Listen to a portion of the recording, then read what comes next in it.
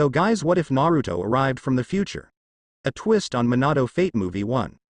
Soft shafts of morning sunlight illuminated the forest. Pieces of blue sky could be seen through the boughs of the tall pines. Two young men walked the same small path between the trees, moving towards each other. One wore his black hair swept back in a spiky style, except for some bangs that hung down to his chin, framing his face. The other had golden hair, like the sunlight surrounding them. His hair was spiky too, but his spikes were unruly and stuck out all over. He wore a black headband to keep them out of his face, the ends trailing down past his shoulders. One had black eyes, so dark the pupils disappeared in them. They were blank, like still pools where you could not see past the surface and so could not be sure where the bottom was. The other had sky blue eyes, perfectly clear and endless. These pools were easy to see into, but again you couldn't be sure where the bottom was, because there was no bottom. The dark-haired one had pale skin and a blank expression on his slim, angular features. He wore a finely made, dark blue yukata with the symbol of his family, a red and white fan at the shoulders. He also wore a dark blue headband with a metal plate on his forehead. A stylized leaf with a swirl in the middle was etched into it. A katana hung at his left side. He moved along the path gracefully and calmly, barely disturbing the leaves of the bushes on either side. The blonde had tan skin, at least, it was tan compared to the pale one, and two dark marks on each cheek that resembled whiskers. He was grinning and chewing on a piece of dried foxtail grass. The bushy end of the grass bounced up and down with the animated steps he took. He was wearing a less finely made black and orange yukata, tied with a simple black belt. A red swirl ending in a leaping flame was emblazoned on the back. He also had a katana at his left side and his right arm was out of his sleeve, crossed in front of him, the hand resting lightly on the hilt, the fingers tapping out a beat that matched his footfalls. They came closer, and passed each other as if neither had seen the other, but, after exactly 2 steps, each paused. Each knew the other had stopped too. Neither turned their head, neither changed their expression. If anything, the blonde's grin grew wider and the black-haired boy's face became more still, if such a thing were even possible. The dark teen silently laid a hand on the sheath of his katana and slid the blade out slightly with his thumb. The blonde's fingers went from tapping on the handle of his sword to gripping it firmly, ready to draw it in an instant. The forest was quiet, the air was heavy. Any moment now. Suddenly, the tension snapped, but not in the way the two had expected. A bright yellow frog hopped onto a stone marker next to the path. Between the two, it croaked, and the spell was broken. Each young man relaxed taut muscles. The blonde laughed a loud, ringing sound and the dark one smirked, but neither turned. They simply resumed their journeys. The frog looked between the retreating figures, then hopped off the stone after the blonde. Out of sight of the other, the blonde stopped and looked behind him at the frog. "Well, come on," he said, and the frog took a mighty leap to land on his head. "I expect Sensei wants me back." The frog said nothing, but then, he didn't have to. The black-haired teen continued at his slow pace down the path, deep in thought. What was that? He hadn't thought much of the blonde with his goofy grin until they had passed each other. At that moment, when they had been closest, shoulders almost touching, he had felt something. He wasn't really sure what it was. It was familiar somehow, yet also utterly alien. A whisper in the back of his mind, a tingle across his skin, a fire sparking to life in the pit of his stomach. The air around him had suddenly felt heavy, thick. It had pressed on his shoulders and made it hard to breathe. He had taken 2 more steps and stopped. He knew the blonde had stopped too. The feeling hadn't gone away. The blonde had made no move, had not been threatening in any way, but he knew with absolute certainty, that the blonde was dangerous, despite his appearance to the contrary, and it was better to be cautious, so he had loosened his katana in the sheath and waited. But the tension had been eased by a frog of all things, and the feeling had disappeared like it had never been in the first place. The blonde had laughed and it was so incongruous with the feeling of danger just moments before.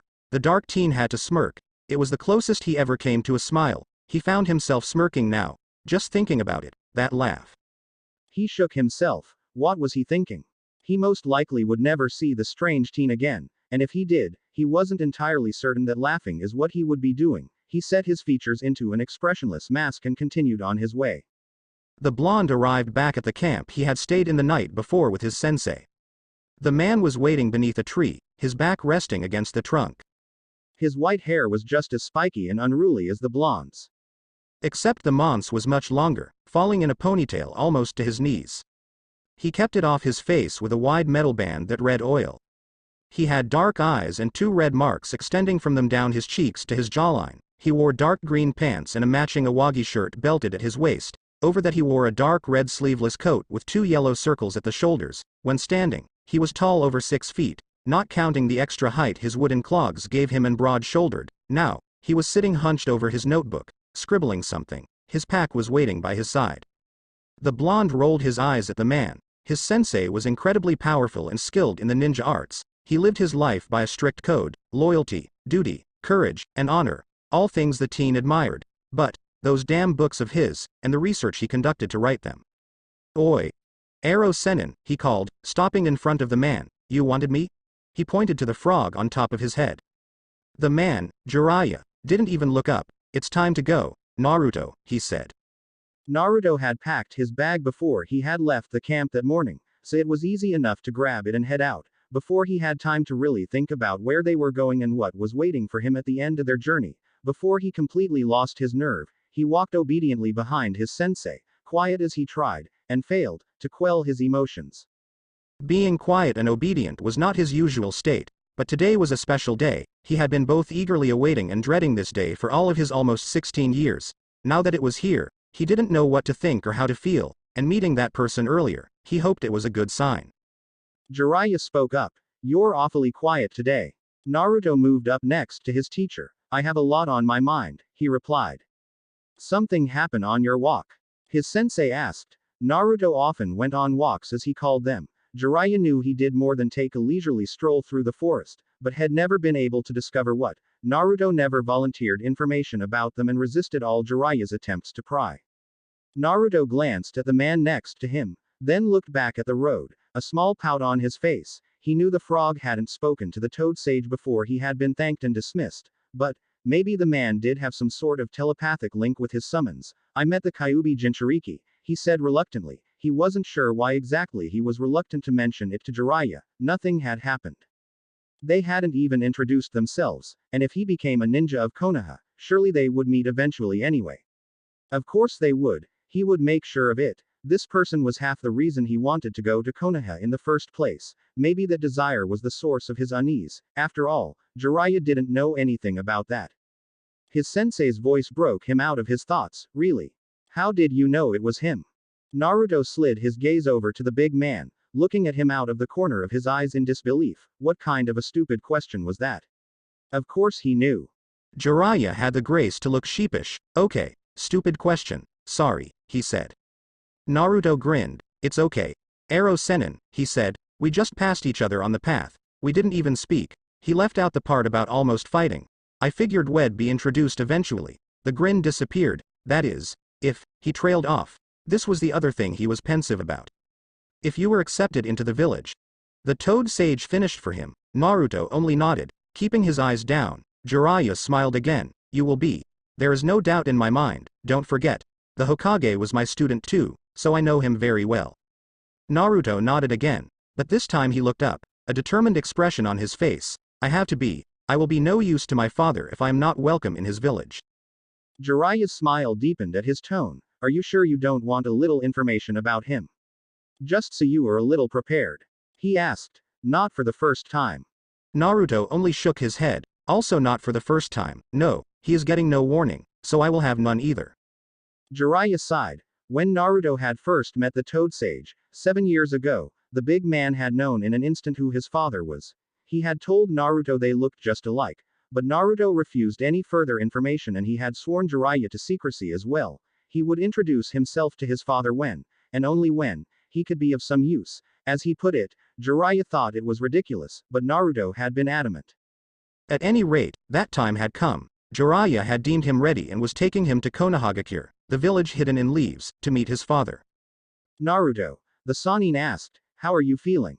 It was not an uncommon question, so Naruto wasn't really surprised by it. Learning to identify and control his emotions was part of his training, a part he still had trouble with. Jiraiya would ask him about his feelings in any new situation, and this was most definitely a new situation. He frowned slightly, trying to sort through the chaos. Excited, eager, nervous, and something else. He finally replied, I am not sure, but I think it's fear. Jiraiya cocked an eyebrow. Really? Fear? That's a new one. I've felt it before, Naruto admitted, but that was before I met you. He ignored Jiraiya's blatantly curious look. He was not telling the Toad Sage about the last time he'd felt afraid. I don't like it. He paused, gathering his thoughts. How can I feel emotions that are opposite each other at the same time? Jiraiya chuckled. Well, it is part of the human condition, he said, softly. Feelings follow no logic or order. They are often a jumble, a mess. The more complicated the situation, the more likely it is that we will feel conflicting emotions, and this is most certainly a complicated situation, wouldn't you agree? Naruto nodded, hanging on his sensei's every word. That is why we must learn to deal with them. Take fear, for example. It is one of those emotions, like anger, that we can use to better ourselves, or that can overwhelm us and make us act stupidly. How do you do that? Make yourself better with fear? Naruto asked, eyes wide, face serious. You must face what you fear, head on. When you have done so, it no longer holds power over you. Naruto cracked a grin. He liked facing things head on. Well, that is what we are doing, nay. Yes it is, Jiraiya replied with a smile. And soon, there are the gates of the village, he pointed ahead. The pair had followed the road down from the mountains that surrounded Konoha and they now approached the west gates of the village. The gates stood, tall and green, open to let in traffic during the day, though they would be closed at night. The great wall they were a part of disappeared into the trees on either side. Naruto paused for a moment, drinking in the sight, his first glimpse of his father's village and the place he hoped he could call home. He smiled, ruthlessly suppressing the doubt that assailed him, and stepped forward again. They entered the gates and Jiraiya moved to the side to give their names to the guards. Normally, he wouldn't even bother with the gates at all, let alone the guards, but since he was bringing an unknown person into the village, it was best to follow the protocol. He also wanted Naruto to have time to take in the village. They had learned his keen senses would need a few moments to adjust to the different stimuli of a city after being out in the forest for so long. Noticing the blonde's odd expression, the guard with the bandage over his nose, Jiraiya could never remember his name, chuckled. First time, huh? He asked. Jiraiya nodded. We are heading to the Hokage's office now. The guard gestured at the katana Naruto was wearing, going to apply to become a ninja. Seeing the big mon's nod, the guard continued, well, I am sure anyone you see fit to nominate will have no problem with that at all. The other guard, Jiraiya couldn't remember his name either, was still watching Naruto, but he looked more thoughtful. What's his name again? He asked. Uzumaki Naruto, the first guard replied. Jiraiya knew what the man was thinking, but to the guard's credit, he said nothing. Well, any halfway observant person would be able to put two and two together. Naruto really did look just like his father. Jiraiya kept one eye on his student as they headed into the village. Naruto was glancing all around him, wide-eyed, mouth slightly open, taking everything in. The Toad Sage didn't miss the surprised glances and double takes his student was getting from some of the citizens, especially the ninja that seemed to be everywhere here. As they neared the tower, Naruto's eyes came to rest on the great stone faces carved into the bluff behind the village. Is that the Hokage monument, sensei? He asked. At Jiraiya's nod, he exclaimed, that is so cool. I know you told me about them, but seeing them is totally different. Jiraiya chuckled, but Naruto kept his eyes on the monument. He studied the faces carefully, his gaze lingering longest on the last, the image of the fourth, and current, Hokage. Soon enough, they reached the wide front doors to the Hokage tower. The guards waved Jiraiya through with a bow. He entered and proceeded up the stairs. Naruto at his heels, a rather lovely, dark-haired woman sitting at a desk came into view. The desk was placed on a wide landing with a few chairs scattered around as a waiting room of sorts. Ah, Jiraiya-sama, she called when she caught sight of the tall man coming up the stairs. Yondaime-sama is expecting you. You can leave your pack here. It will be taken to your room. Her gaze slid to Naruto, who was now visible behind his sensei, and her eyes widened, but she recovered well. This must be the student you mentioned. I'll let him know you are here. She turned and entered a hallway opposite the stairs and was soon lost to sight. Naruto looked at the Toad Sage. Is my father well known? He asked, his expression pensive. Why do you ask? People keep staring at me, are looking surprised. Ah, he is very well known, and not just in this village, Jiraiya replied. Naruto nodded. Is that why you never took me with you to Iwa? He asked softly. Jiraiya looked at him for a long moment and nodded. Naruto let out the breath he'd been holding in a sigh, but before any more could be said, the woman returned. She gestured to them. Go right ahead, he's waiting for you, she said with a smile. Thank you, my dear, Jiraiya replied with a wink, while Naruto gave a small bow. They walked down the hall. Jiraiya stopped in front of a set of closed double doors and turned to Naruto. He placed a hand on the teen's shoulder. The blonde looked up, surprised at the contact and grateful for the comfort of the warm, solid hand. Take a deep breath, Naruto, he said. When his student complied, he continued, this is what you have been waiting for. You will do fine, he will accept you. Now, wait here, like we discussed. Naruto nodded, concentrating on his breathing. Jiraiya thought he should probably follow his own advice. His emotions were similar to Naruto's. He just hid them better. He was confident for his student's sake, but in the privacy of his own mind. Well, the Hokage was a good mankind, caring, and patient, but he was only human, and Jiraiya was about to drop one hell of an exploding tag on him. The Toad Sage could really only guess how he'd react. Once Jiraiya had decided to bring Naruto to Konoha, Head tried to prepare the Hokage as best he could without breaking his promise. Head written letters to his old student describing his new one, dropping any hints he thought he could get away with. It wasn't much, to be honest, but it was something. Hopefully, it was enough. Taking a deep breath himself, he opened the door. Namikaze Minato, Yondaime Hokage, looked up from his desk as the door opened. A huge smile lit his features at the sight of his sensei, Jiraiya, the Toad Sage. He stood up and walked around his desk to hug the man. Sensei, he exclaimed, I am glad to see you. How are you? Jiraiya returned the hug. Oh, fine, Minato, you. The Hokage was holding him at arm's length now, hands on his shoulders. I am well. Except for this stupid paperwork, he replied, gesturing behind him, dropping his hands to his sides. Jiraiya chuckled. Why do you think I turned down the job? Minato laughed at that, but then got down to business. He leaned on the edge of his desk and crossed his arms in front of his chest. Well, now, Sensei, your message said you had someone to introduce to me. Have you finally brought your student to Konoha? Ah, I have to say, I am intrigued. Why now? He's ready now. The Yondaime laughed. I should hope so. After 3 years with a Sannin, he gestured to the door. Bring him in. I've been anxious to meet your new student since you first wrote to me about him. Anyone you decided to take on must be special. Jiraiya looked at him with an unreadable expression on his face, his earlier joviality gone. Minato wasn't sure why, but he suddenly felt nervous. His palms were sweaty.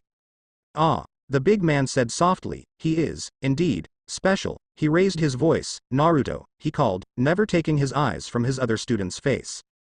Minato shot him a questioning glance at the name. Naruto, that was a name from Jiraiya's first book, wasn't it? He was certain it was. He hadn't thought about that book in years, not since. He turned his mind abruptly from that train of thought and focused his eyes on the door. He had sensed the presence waiting there, of course, and he was curious to meet this boy, especially after what Jiraiya had said.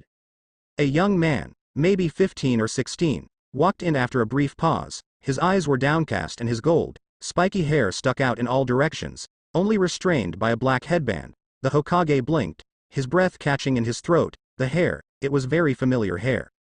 What? Before he could get any further in his thoughts, the young man, Naruto, clenched his hands into fists and raised his head, looking directly at Minato, and Minato found he couldn't breathe at all. Were it not for a few small differences, he could have been looking in a mirror. The boy's eyes were exactly the same shade of blue as his own, though the shape was different. The boy had wide, round eyes, while Minato's were narrower and slightly slanted. The boy's mouth was a little wider and he had 4 dark marks on his cheeks that resembled whiskers, but the shape of the face, the nose, the jawline, they were all the same. He was staring at the boy, and the boy was staring back. His face blank, but his eyes were full of something, some feeling, or maybe multiple feelings that Minato couldn't begin to identify in his own confused and shocked state. Minato didn't want to know what his own face looked like. It probably wasn't good. He should say something. He was the Hokage. There had to be a rational explanation for this, a reason why a boy who could be his double had just walked into his office, brought there by his teacher. He tried to open his mouth, but found it was open already, so he closed it instead. His hands had fallen to his sides, bracing himself on the desk. He took in a great shuddering breath and tried again. His mouth opened properly this time, but nothing came out. Thankfully, Jiraiya decided to rescue him, or at least, that's what he thought he was doing. It didn't actually help any. Minato, this is Uzumaki Naruto. Uzumaki, the Hokage managed to croak out, sounding an awful lot like one of Jiraiya's toads. It would have been incredibly funny if it wasn't so damn serious. Ah, Jiraiya said softly, Uzumaki. Then the boy did something that neither of them expected. Minato thought he couldn't be more shocked, but he was wrong. Jiraiya had disappeared into the office, leaving the door open for Naruto to enter when he was called. The boy stood, his eyes downcast, waiting. Breathe. Just breathe. He fought to keep his emotions under control. He had never been so nervous. Or was he afraid? In his entire life. Not when his mother had left when he was 4. Not when he had been chased out of that town by a mob when he was 6. Not when he had stood in front of Jiraiya for the first time and asked to be his student when he was 8. No, none of those things compared to the feeling he felt now. Breathe, just breathe, you're doing okay, sensei. And Naruto was undone. It was all he could do not to rush into the office and throw himself at the man's feet. Had actually taken a step forward before he realized what he was doing and stopped himself. That voice. It shivered across his skin and made his blood sing. He could feel it in his bones the same way he heard it with his ears. He shuddered, fighting to keep his instincts in check. He would do anything, anything, that voice commanded him to do. If it told him to take his own katana and drive it through his heart, he would do so, in an instant, with a smile on his face.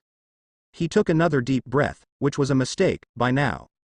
The man's scent had wafted out the door and he got a huge nose and mouth full when he breathed.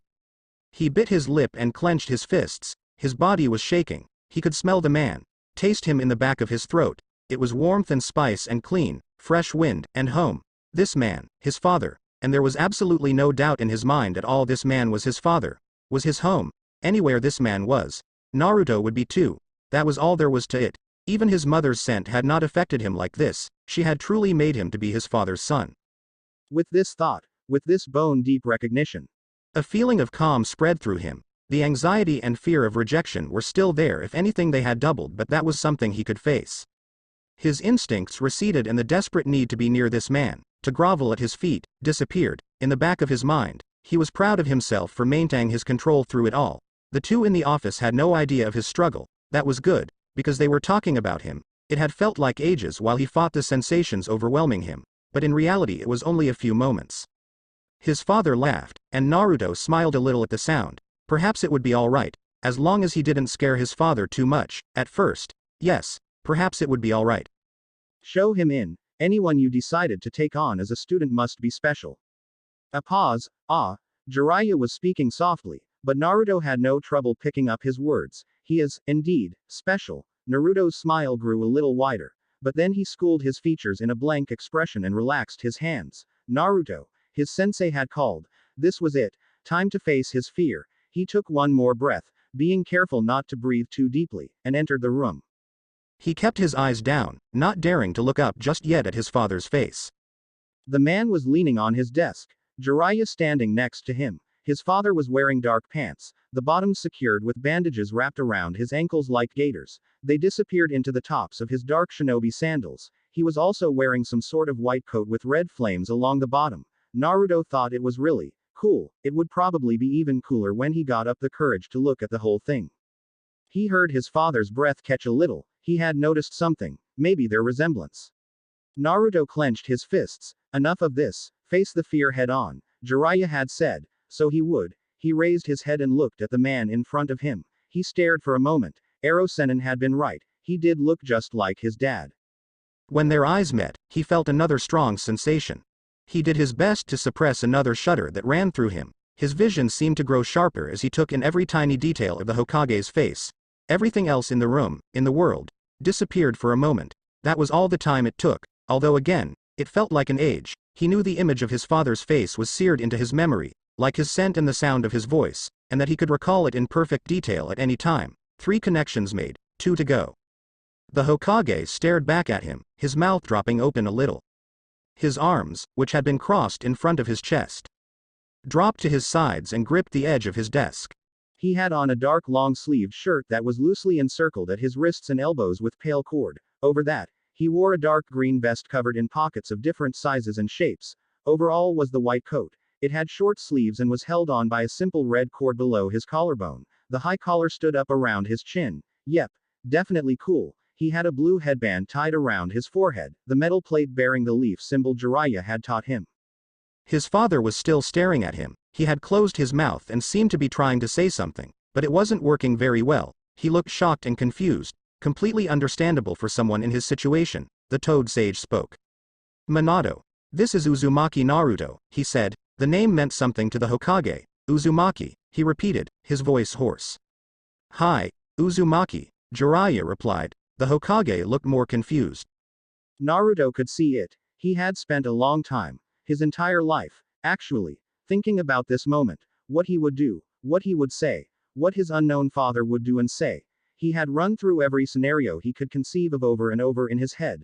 The confusion and shock on his father's face was more than he could bear. What his father needed at this moment was information. Naruto would provide it. He would explain everything to him. Right now, well, mostly everything.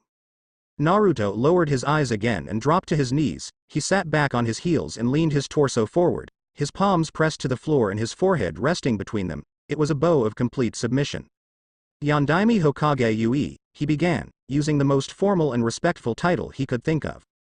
As Jiraiya-sensei said, my name is Uzumaki Naruto. My mother's name is Uzumaki Kushina. Well, it wasn't her real name, but it was the name she had used when she was in Konoha. I am her gift to you in recognition of your skills as a warrior and leader of your people.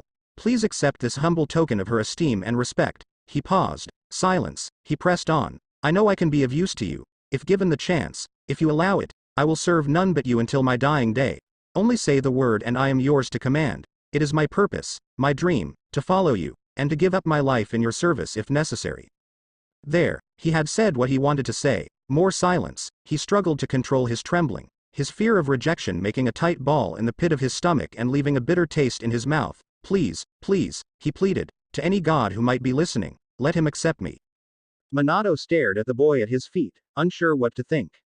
He was trembling, obviously trying to control some strong emotion. Without seeing his face, Minato couldn't really tell what it was, but he thought it might be fear.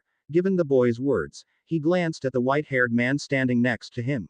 Jiraiya's eyebrows were just about lost under his forehead protector, the only sign that he was equally shocked at Naruto's actions and speech. Minato stood a few moments longer, before coming to a decision. He dropped to his knees and grasped the boy's arms, lifting him up. Naruto gasped at the contact, but kept his eyes down as he shifted his knees closer to his father to keep from losing his balance. Look at me, Minato commanded. Naruto's eyes instantly lifted to his father's face, glassy from unshed tears. You are my son, the older blonde asked. Naruto hadn't come right out and said it, but it was obvious enough, mine and Kushina's. Naruto nodded. Minato pulled him into an embrace. Naruto gasped again, eyes wide, tears finally spilling down his cheeks. He managed to lift his arms and clutch at the back of his father's coat. His face he hid in his father's shoulder. I am sorry, Naruto, Minato said, his own voice thick with emotion. She never told me. I never knew. She just disappeared. If I had known, I would have found you. Please forgive me. Naruto pulled back a little, wiping his eyes with one hand. It is all right, Hokage-sama, he said. A gift is supposed to be a surprise, nay. A wry smile twisted his lips. Minato stared at him again. Why did the boy keep referring to himself like that? Gift. Minato finally managed to say, after what seemed like a long time, humble token. It was hard enough trying to wrap his head around the fact that he had a son. A son, but that this son truly thought of himself as a tool to be used by his father at his convenience. His speech implied he did. It was a completely alien way of thinking to Minato. He looked up at Jiraiya. Jiraiya only shook his head. I knew the boy wanted to be of use to you, but I didn't realize it went this far. It must be an idea his mother gave him. Kushina said she was from the former Whirlpool country. I didn't think they had such notions there. Naruto looked uncomfortable, but spoke. It is the greatest honor of my mother's people, to bestow a child on another, to blend energies with another to create something new. It signifies a great deal of respect and trust. Such a gift is rare, and to be bestowed on a. He broke off, and looked at Jiraiya, then looked down again, biting his lip. It's all right, Naruto, Jiraiya said smoothly. I think one surprise for now, Well, leave the rest of the explanations for another time. Naruto nodded, looking slightly relieved. Minato glanced between the two. He was obviously missing something, but was content to trust his sensei and his newly found son, for the moment anyway. Naruto, he said, come, sit in the chair. I have some other questions for you. He rose to his feet and pulled the boy up with him. He gestured to one of the chairs off to the side of the room. The boy settled in, somewhat warily, Minato thought. While he took the chair next to him, he moved it forward so his knees were almost touching his son's and he leaned forwards. He wanted to be as close as possible. Jiraiya sat on the couch along the wall, facing the two. Naruto, how old are you? The Hokage asked, watching his son's face closely. 15, almost 16, the boy replied calmly, a slight smile on his face. When is your birthday? Minato asked, the question just occurring to him. October 10th, Naruto replied. His expression hadn't changed, but his body had stiffened slightly and had hesitated a moment before he answered. Minato blinked. That was a very significant date in Konoha. Judging by Naruto's reaction, he was aware of it. The Hokage smiled softly, hoping to ease his son's tension. It's coming up soon, then, was all he said. As he had hoped, Naruto relaxed a little and nodded, but Minato's next question had him tense again. Where is your mother? Minato had long ago given up hope of ever seeing his beloved Kushina again, and being Hokage, he really couldn't leave the village to search for her as he had wanted to do, but he still missed her deeply. If there was a chance he could see her again. Naruto looked down, his smile gone. I don't know, he said quietly. Don't know?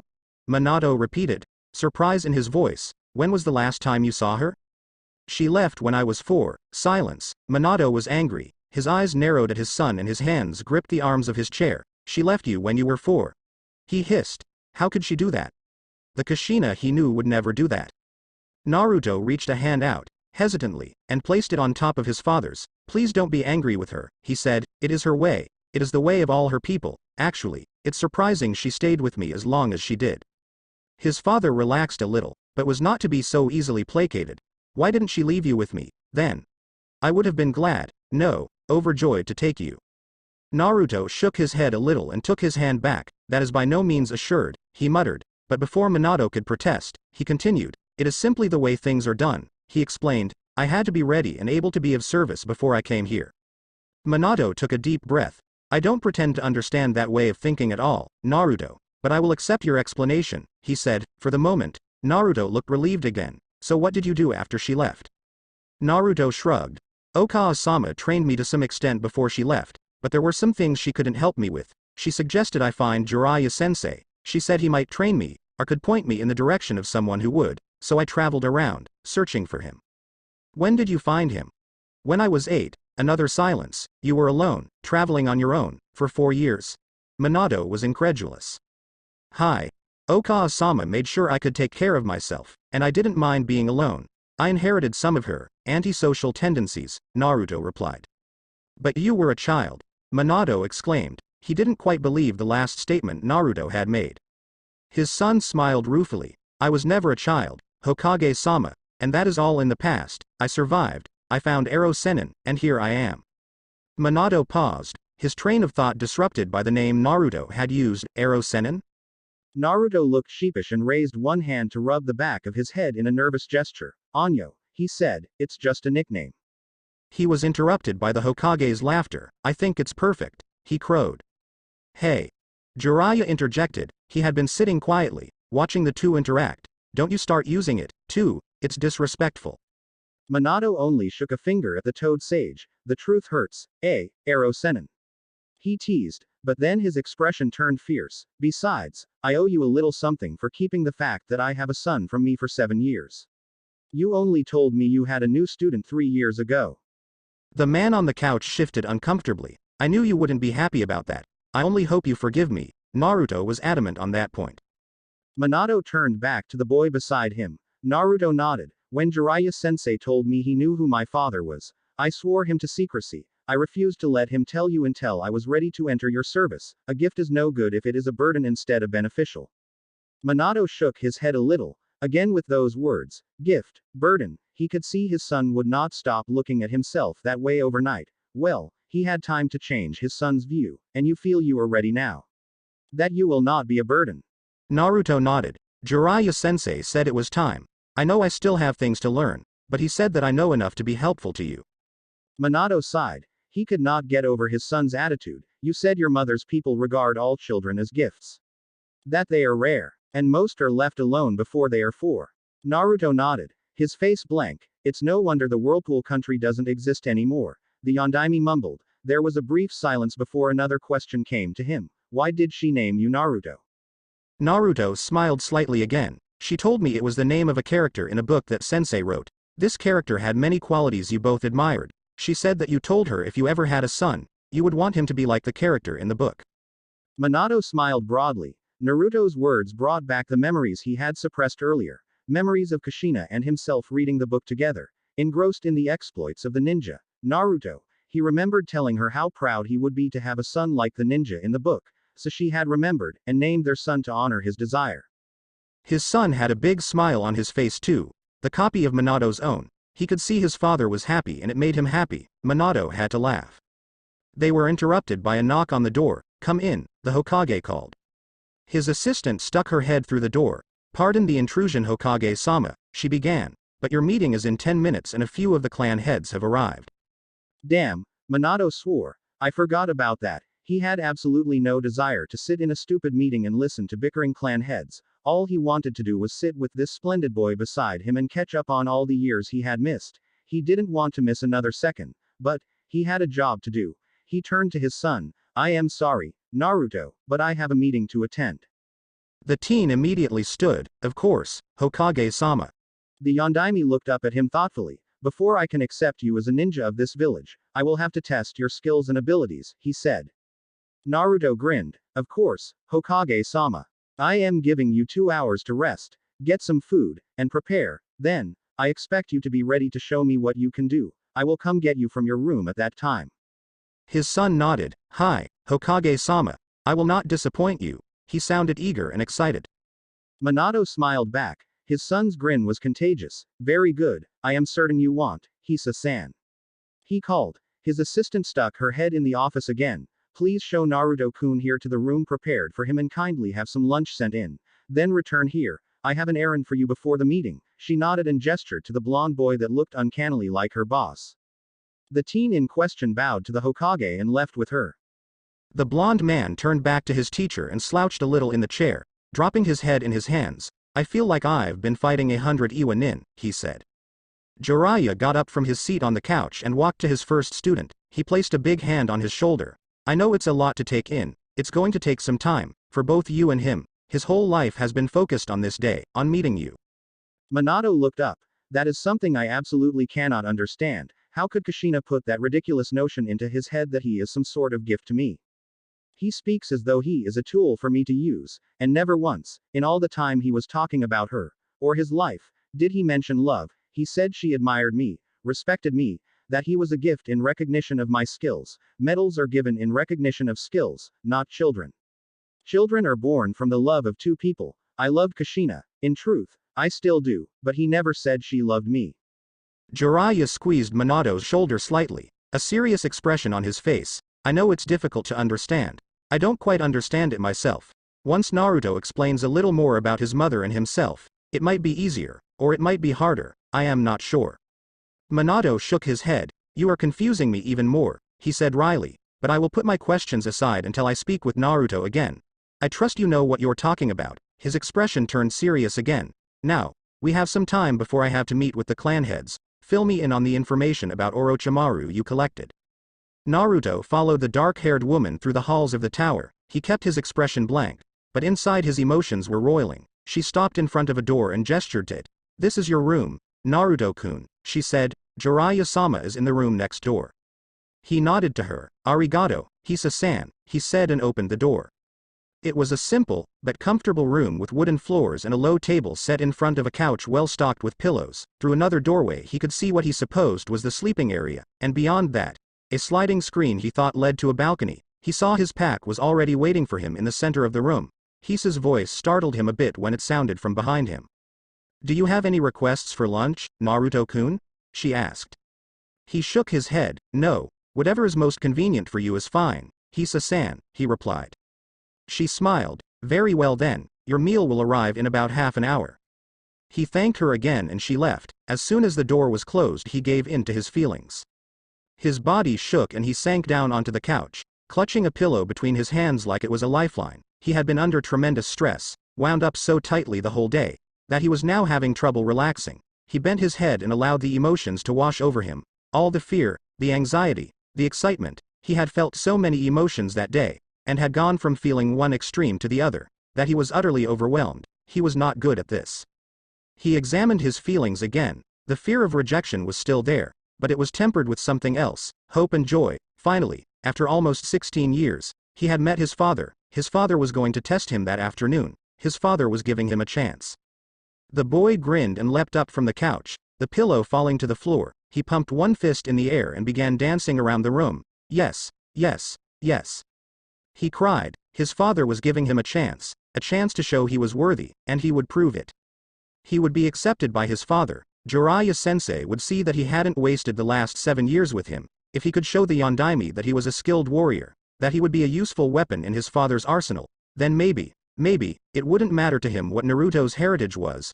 Ero Sennin had accepted him, and his father was Jiraiya's student, too, right? So surely the sage knew what he was talking about when he said Naruto shouldn't worry. He had been right so far. After all, his father had been happy to find out he had a son. He had even hugged him. Naruto stopped dancing at the thought of that contact. He stood stock still, savoring the memory of the feelings that had possessed him at his father's touch. It hadn't been as overwhelming as the reactions produced by the Hokage's voice or scent. But Naruto thought that was because it hadn't been direct skin to skin. It had felt like an electric current sweeping through him, originating under his father's hands. When the current had passed, he had felt totally and utterly content, something he had never felt before. All his life he had felt somewhat lost and a little empty, like he knew there was someplace he was supposed to be and he wasn't there. His father's touch had banished that feeling. It felt so right. Naruto had found the place he was supposed to be and it was by his father's side. That sense of contentment had stayed the entire time Naruto was in the Hokage's presence. The lost feeling had returned now that Naruto was no longer next to him, but it was not nearly as strong as before. Naruto knew there was only one more thing to do. One last way to bind himself to his father, and the feeling would disappear entirely, but that was something that had to wait. He would have to be accepted by the Hokage first, and in order to do that, he would have to impress him. He had better start preparing. Jiraiya knocked on the door of his student and, after hearing a muffled come in, he entered. Naruto was sitting on the floor of the sleeping room in front of the open sliding door, facing the gardens outside. Although now he had his head turned to look over his shoulder at the door, he had changed into his training clothes, a much more sensible outfit to display his skills in. His new attire was simple. Black pants and long-sleeved shirt and black shinobi sandals. The hems of the pants ended just above the edge of his sandals, exposing a little of the mesh protective leggings he wore. He also had on black fingerless gloves with a metal plate on the back of the hand. He had various pouches strapped to his waist and one attached to the side of his right thigh. His katana was strapped to his back. He was sitting in a lotus position. Had obviously been meditating. The remains of a lunch tray were left on the table. The plates neatly stacked, the water glass empty, the napkin folded and the chopsticks placed on top of it. His student was not really a neat person, but he was a very polite one. I don't want to disturb your preparations, Jiraiya started. No, not at all, sensei, Naruto replied, smoothly rising to his feet and coming into the sitting room. I was getting tired of meditating anyway. Jiraiya chuckled. Naruto was not one to sit still and be introspective. Are you ready? He asked. The blonde shrugged, as ready as he'll ever be. I think. He cocked his head at his sensei. What do you think this test will be? Jiraiya shrugged. Hell, probably have you fight someone. A Jonin most likely. You might have to retrieve something from the Jonin's person or land a certain number of hits on them, something like that. They were quiet for a moment while Naruto mulled that over. I think you should leave your Kekkei Genkai until the very last, Jiraiya said finally. Hi, the teen replied, that's the plan. Actually, I would rather not use it at all. The Toad Sage looked down at his student. You can't keep it from him. Naruto narrowed his eyes. I know that. I had hoped that I could just tell him about it. Maybe demonstrate one of the lesser abilities. There's no way he'll be able to show him everything I can do, anyway, at least, not right now. That's true, Jiraiya said. He shrugged again. Well, alright. You'll just have to see what the situation calls for. Naruto's expression changed. I will do my best, Naruto said. Determination etched in every line of his face, his voice deadly serious, and his eyes implacable. I will make you proud of me, and I will prove myself to the Yondaime. Jiraiya nodded. I know you will, he said. When Naruto got that look on his face, well, the white-haired man knew the boy had an iron will. When he set his mind to do something, he did it, as simple as that. Looking into those eyes, Jiraiya believed Naruto could do anything at all. It was almost frightening. He reached out and ruffled the young blonde's hair, like he had done years ago with his father. Ah, geez, Ero Sennin, Naruto complained, and just like that, the determined look was gone, replaced by a very annoyed one. Naruto hated it when his sensei messed up his hair like that. He ducked away from the mon's hand and ran his own through his spiky locks, trying to put them back in a semblance of order. Only he understood. Jiraiya chuckled. How he loved to annoy the boy. There was a knock on the door. Naruto looked surprised. His father wasn't supposed to come for another 20 minutes and he wasn't expecting anyone else. He walked past his sensei and opened the door. His father stood there, smiling at him. Naruto smiled in return and bowed. Hokage-sama, he said, do you want to come in? He stepped back, allowing the man space to enter the room. Thank you. Naruto, he said, taking a few steps forward. I am a little early, but my meeting was over sooner than I expected, so I thought I would come see how you were doing. Jiraiya snorted. He was pretty sure Minato had purposefully cut his meeting short. His older student ignored him and continued speaking to Naruto. Don't feel rushed though. If you have more preparations to make, please take your time. Naruto shook his head. No, Hokage-sama, I am ready. Minato nodded. Being prepared was a good trait for a ninja to have. Then shall we go? Naruto nodded and the older blonde turned to head back out the still open door. Oi! Hokage-sama! A cry from his son stopped him short. What? He said, half turning and looking behind him. Naruto was pointing at the back of his coat. It says Yondaime Hokage. He exclaimed, his eyes wide. Minato looked confused and Jiraiya laughed. Yes, it does, the owner of the coat in question said. The red kanji had been added to match the flames along the bottom after Minato had been named the third successor. Jiraiya knew he didn't really like the traditional Hokage robes, so wore the coat instead. The Toad Sage approved, it was much more him, so. It's the coolest thing I have ever seen. The teen crowed, gesturing with his arms to indicate the entire room, or perhaps the entire world. Minato laughed along with the older ninja. You like it, huh? Maybe I'll have one made for you. Would you like to follow in my footsteps and be Godem Hokage, Naruto stared at him, eyes wide, mouth slightly open. Godime Hokage. He murmured, sounding utterly shocked. Minato grinned. I am teasing. Naruto, he said, I have no idea if you would even want the job. You'd have to like paperwork. Naruto's face lost the shocked look and he smiled, but it didn't reach his eyes. Minato turned back around to exit the room. Jiraiya dropped his smile as soon as the Hokage's back was turned and placed his hand on his young student's shoulder. He gave a gentle squeeze and the boy looked up at him gratefully. Jiraiya nodded and the boy nodded back, then took a breath and walked after his father. No words needed to be spoken. Jiraiya sighed. He didn't think Minato picked up on it, but he recognized the sadness his younger student was desperately trying to hide. Minato didn't know it, and he hadn't intended it, but he had just wounded the boy deeply, with that jest about being Godime Hokage, and the young blonde would never let on. A village leader must be accepted by the people, and Naruto was firmly convinced that universal acceptance was something he would never have, even though it broke his heart. Jiraiya wasn't so sure he was wrong. The Yondaime led them to one of the training grounds outside the village walls. They had gone over the rooftops and through the trees, Naruto easily keeping up with his father's speed. Minato was pleased. Jiraiya could tell. They reached the spot and the Yondaime landed easily in a large clear space among the trees, Naruto and Jiraiya right behind him. It was one of the larger and less used training areas. No one else was around. Minato shrugged off his jacket and handed it to Jiraiya. He faced his son. All right, Naruto, your task is to find me and take this bell. He held up a small silver bell on a string, jangled it once, it made a clear ringing sound, and then attached it to a loop at his waist. Use any weapons or jutsu you want. If you don't come at me with the intent to kill, you won't get the bell, he grinned. Naruto blinked at him. You, Hokage-sama? He questioned. My opponent is you? Minato nodded. Naruto looked nervously over at Jiraiya. Jiraiya looked back, impassive. I thought you said it would be some Jonin, the young blonde said accusingly. Jiraiya just shrugged. Minato laughed. Well, I wanted to see what you could do against me. I am the Hokage after all, the strongest ninja in the village. Naruto was looking at him with narrowed eyes. You also don't want anybody else to see what I can do just yet. Minato laughed again. That too. Jiraiya smiled, looking underneath the underneath. Very good. So my test is to hunt you down and take the bell away from you? Jiraiya noticed the way his young student had phrased it. Hunt him down, huh? Oh, Minato, you have no idea what you've gotten yourself into. Naruto was absolutely the best tracker he had ever seen. Minato nodded. I had Anbu clear the area and stand guard at the edge of the grounds. No one else is here and no one will disturb us.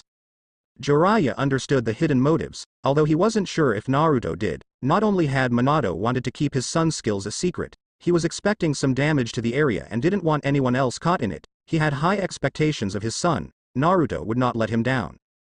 Hokage-sama, can you phrase it as a command? The young blonde asked, with a respectful bow. Minato looked at him, his brows drawn. What? Can you phrase this task as a command? You mean, command you to do this task? Hi, a pause. Why? Naruto looked uncomfortable again. Please, it will make me feel better about coming at you with intent to kill. It wasn't the exact reason, but it was pretty close. Minato shrugged. Sure. I order you to locate my position and take this bell away, using deadly force if necessary. You will start when I say begin. Does that suffice? Naruto bowed again. Yes, thank you, Hokage-sama. Very good then, begin, and with a grin, the Hokage vanished in a swirl of leaves. Jiraiya watched his remaining student. Naruto stood where he was.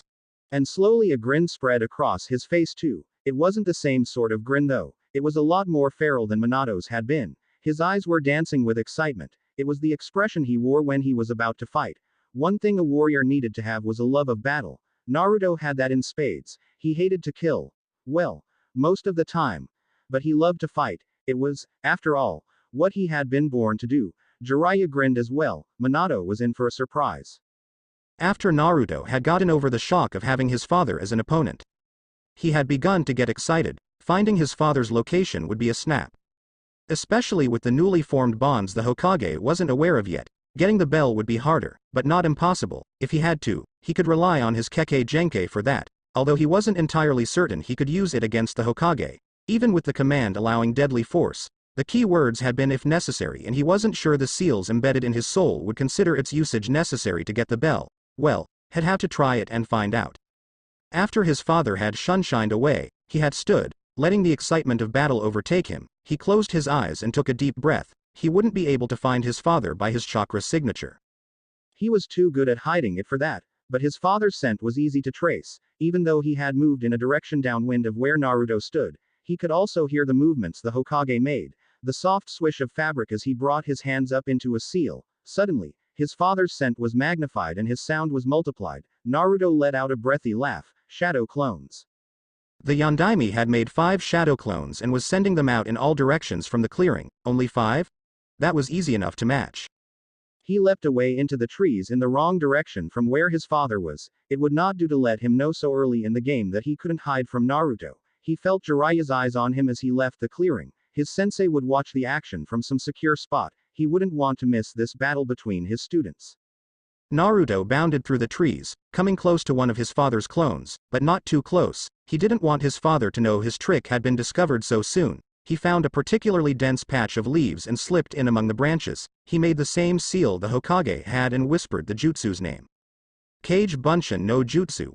With a quiet puff and a few wisps of smoke, 10 shadow clones appeared among the leaves. He wasn't dumb enough to think that his clones would be a match for the Hokage's in a one-on-one fight, but 2 of his for every one of his father's should be enough to be a distraction at least. His clones would keep his father's out of his hair while he went for their original. The 10 split up at his gesture, sliding silently among the leaves and disappearing towards their targets. He stayed in his leafy shelter. He breathed deeply again. Letting his senses expand, his father's clones were really good copies.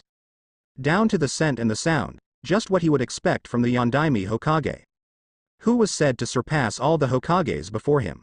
However, there were subtle differences. The sounds the clones made lacked the depth of the original. As if they were standing in an echoless room, the scent was slightly off too. As if it was missing a small but vital component, and it was.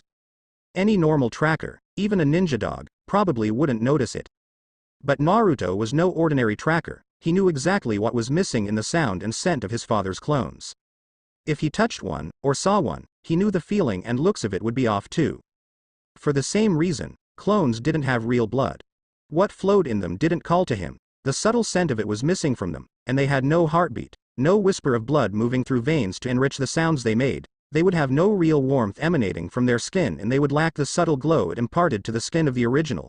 These were all things he would notice for any person, but it was made many times easier by the connections he had made with his father earlier. So he ignored the signals coming from the clones and left them up to his own. He concentrated on the original. The Hokage had moved from his first spot, leaving a clone in his place and moving around the clearing in the opposite direction from where Naruto was. Now he was almost directly across from his son, but moving away. Naruto began following. He circled the clearing, and paused again. his father was still moving away. The Hokage was challenging to track, he left no trail at all to follow. Not one leaf out of place or one mark on the bark of the branches he landed on. He was almost silent in his movements too, if Naruto didn't have the bond with him. Even he would find him hard to hear, as it was, he had to concentrate more than usual. Naruto knew he couldn't hide his approach from his father, he was stealthy enough, but it had never been his strong suit, and he certainly couldn't hide his chakra well enough to keep it from a ninja as experienced as the Yondaime. He had always relied on his speed and his cunning when he was hunting. His father, though, was faster than he was, so he couldn't rely on that this time. It would have to be cunning, then, he'd have to draw his father into a trap, but how to do that? He stopped suddenly, his father had disappeared, damn.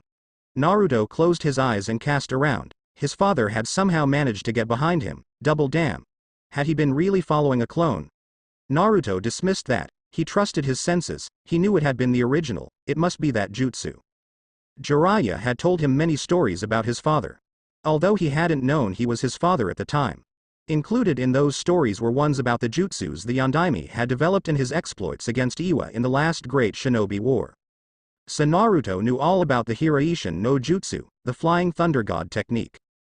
Although Jiraiya couldn't teach it to him, Naruto hadn't noticed the seal required for the jutsu. But he hadn't been looking either, it was a safe bet the Yondaime had seals littered all around the grounds, and the village for that matter, so he would be able to move in an instant almost anywhere, and there was no way for Naruto to know exactly how many seals there were, so he couldn't very well watch them all. Naruto figured he would use the jutsu eventually, but didn't think it would be so soon, damn.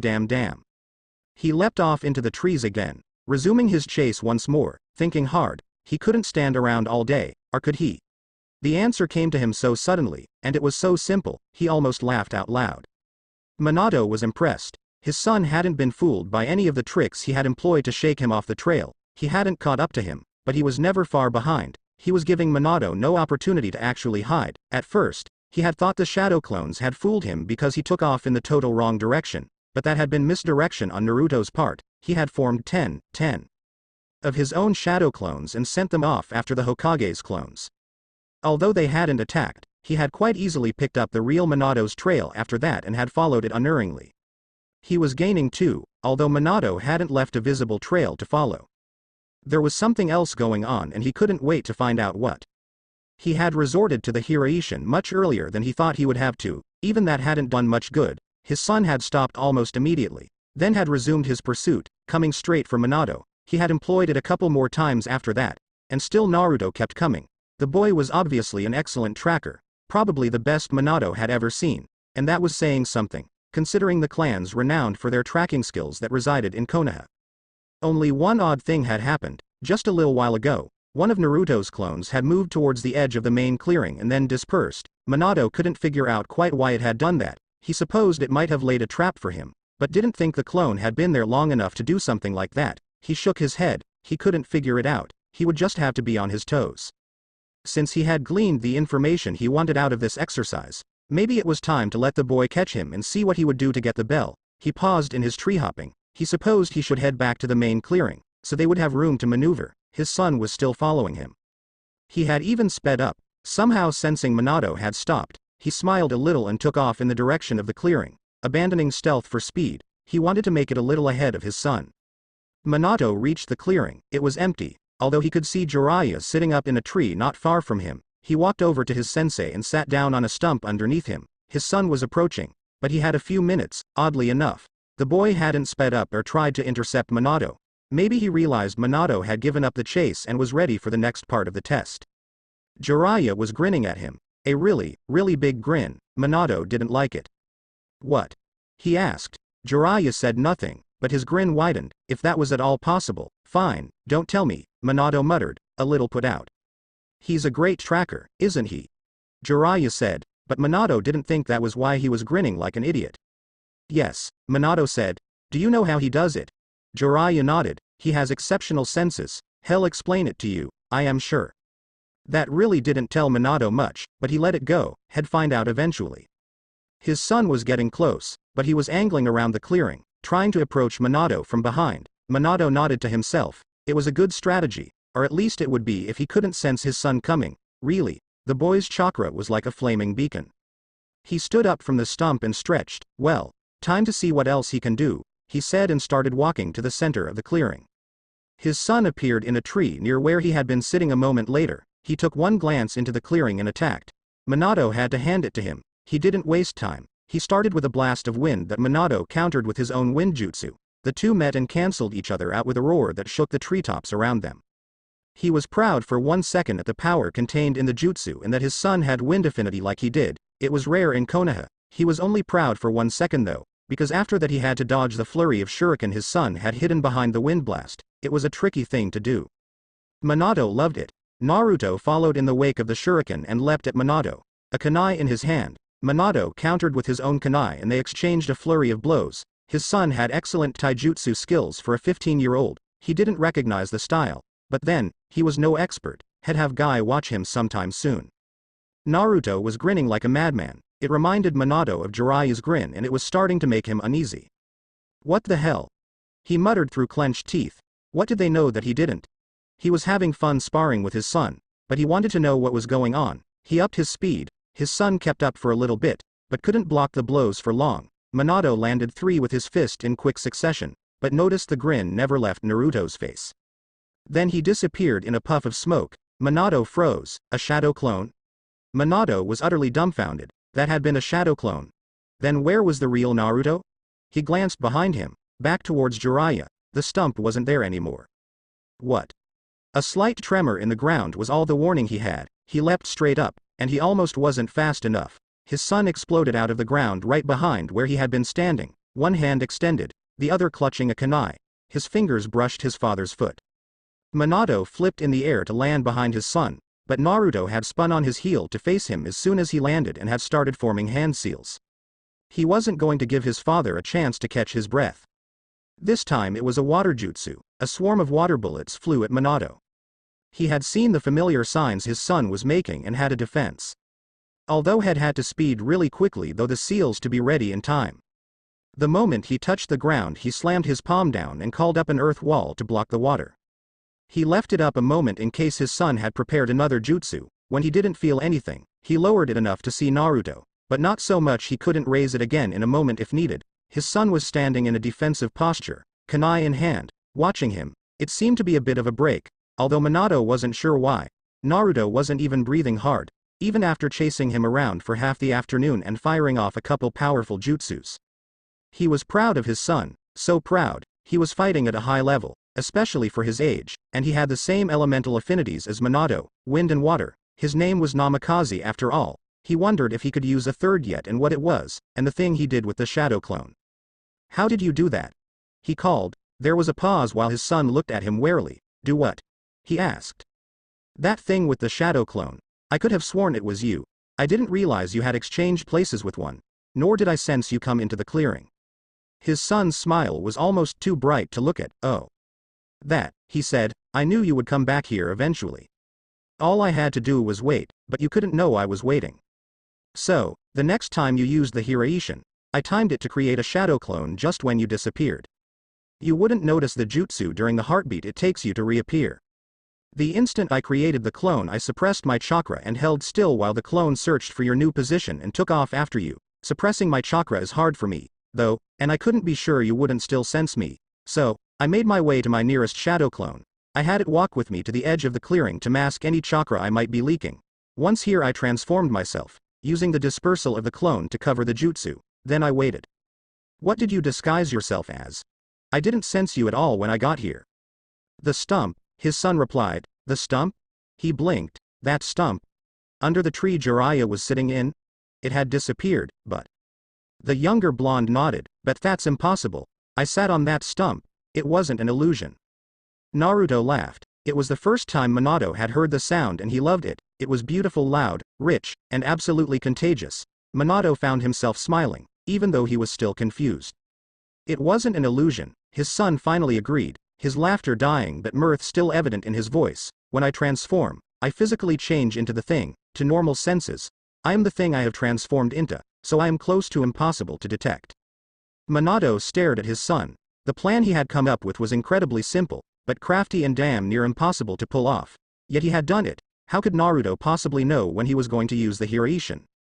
And then to time the Kage Bunshin Jutsu so perfectly to coincide with the instant Minato was jumping and unable to sense the world around him. He knew maybe a handful of ninja that could do it, and none of them were 15.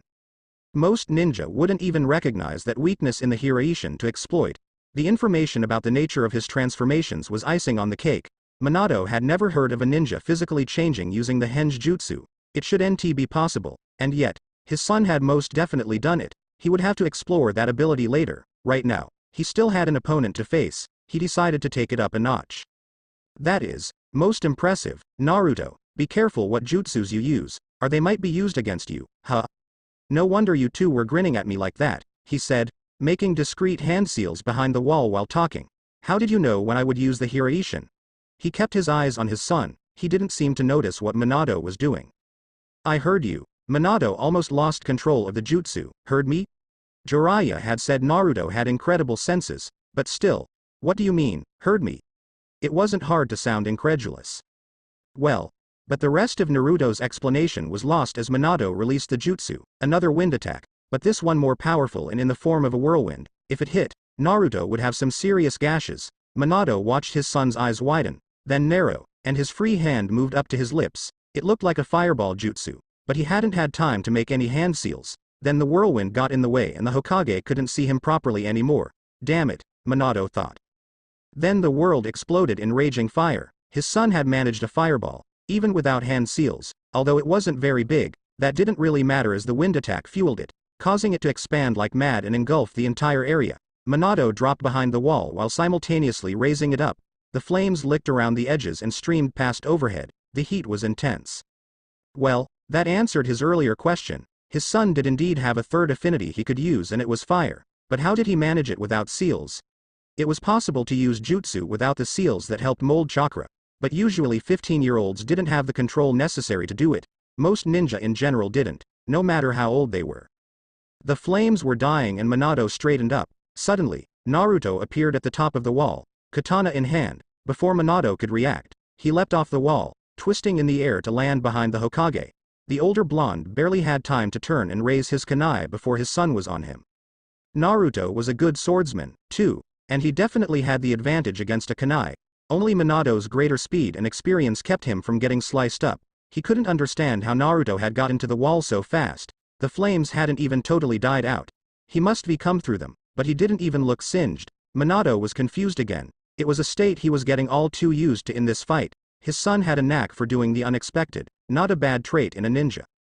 The Hokage was being pushed back against the wall by Naruto's greater reach, which was obviously what his son intended. If he trapped him there, it would be all over. Luckily, he could do something about that. Minato released the jutsu and the wall disappeared. There, now he could. There was someone behind him. He half turned, trying to keep his son in his line of sight. The boy was pressing the attack. Using Minato's distraction, he blocked a flurry of blows while trying to process the new threat. His son was lunging forward holding a swirling ball of orange chakra in his hand, grinning like mad. Shadow clone. Rasengan? Minato couldn't believe it, but he didn't have time to ponder. He also didn't have time to dodge. So he did the only thing he could in the situation. He used Hiraishin to transport himself to the other side of the clearing. Just before he disappeared, he felt a sharp burn low down on his side, below his vest. His son had nicked him. He reappeared, immediately dropped into a fighting stance and drew in a deep breath. His gaze was on his son and his son's clone. The one that had formed the Rasengan was still grinning, and holding something up, but not a ball of chakra. It was the bell. Minato looked down to his waist, but there was nothing there except the gash the katana-wielding Naruto had given him. He had sliced the bell away with that last attack. The Yondaime laughed aloud. His son was amazing. His strategy was excellent, sending the shadow clone for distraction while he hid behind the wall to form the Rasengan. Again, using his opponent's jutsu against him, his shadow clones were impeccable and his control of them was superb. Definitely better than Minato's, and he knew the Rasengan. He'd have to grill Jiraiya about that later. Right now, he wanted to test it out against his own. Very good, Naruto. I am thoroughly impressed, he began, putting the kunai away, but stopped. His son was no longer looking at him and grinning. Instead, both Narutos were staring at the katana with unreadable expressions and clenched fists, breathing in short, shallow gasps. Blood was smeared across the blade. His blood. Well, Naruto had cut him when he severed the cord of the bell, but it wasn't a serious wound.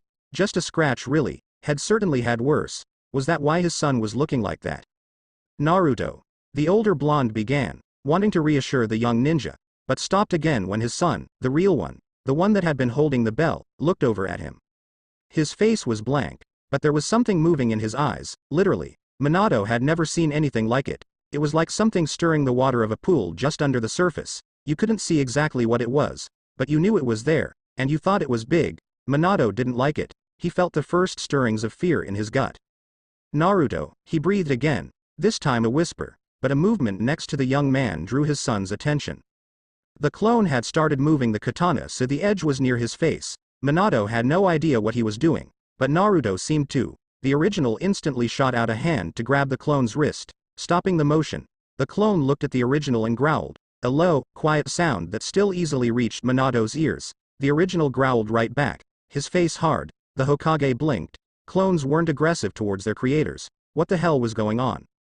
The original was moving the hand grasping his clone's wrist, bringing the sword towards his own face now. The clone had stopped growling, but he looked angry. The real Naruto placed his other hand along the flat of the blade, steadying it. He brought it right up next to his mouth and licked the blood from the blade, staring at his clone the whole time. Minato was shocked. He stared at his son, who had dropped his hands to his sides. His eyes were closed and he had a dreamy expression on his face, his clone seemingly forgotten. A great shudder racked his body, then another, and he moaned softly, but his expression never changed. What the hell is he doing? What's wrong? He took a step forward, intending to go to his son, but he stopped again. He found he couldn't move. Fear had flooded the clearing. It was the only way Minato knew how to describe it. Although it wasn't quite right, the feeling that surrounded him, that made his skin crawl, that choked the breath from his lungs and made the air press down on his shoulders like a weight certainly inspired fear. But it wasn't exactly fear itself. It was like the killing intent from a high-level ninja. But again it wasn't exactly the same. He had only ever felt this kind of feeling once, almost 16 years ago. His thoughts froze and refused to move any further. That's not possible. Panic was starting to creep into the edges of his brain. Please don't let that be possible. Every instinct in his body was screaming at him to run, to get as far away from here as possible, as fast as possible, but he still couldn't move. He could only watch his son. The feeling was coming from him. The clone was growling again, but Naruto dispersed the jutsu with a wave.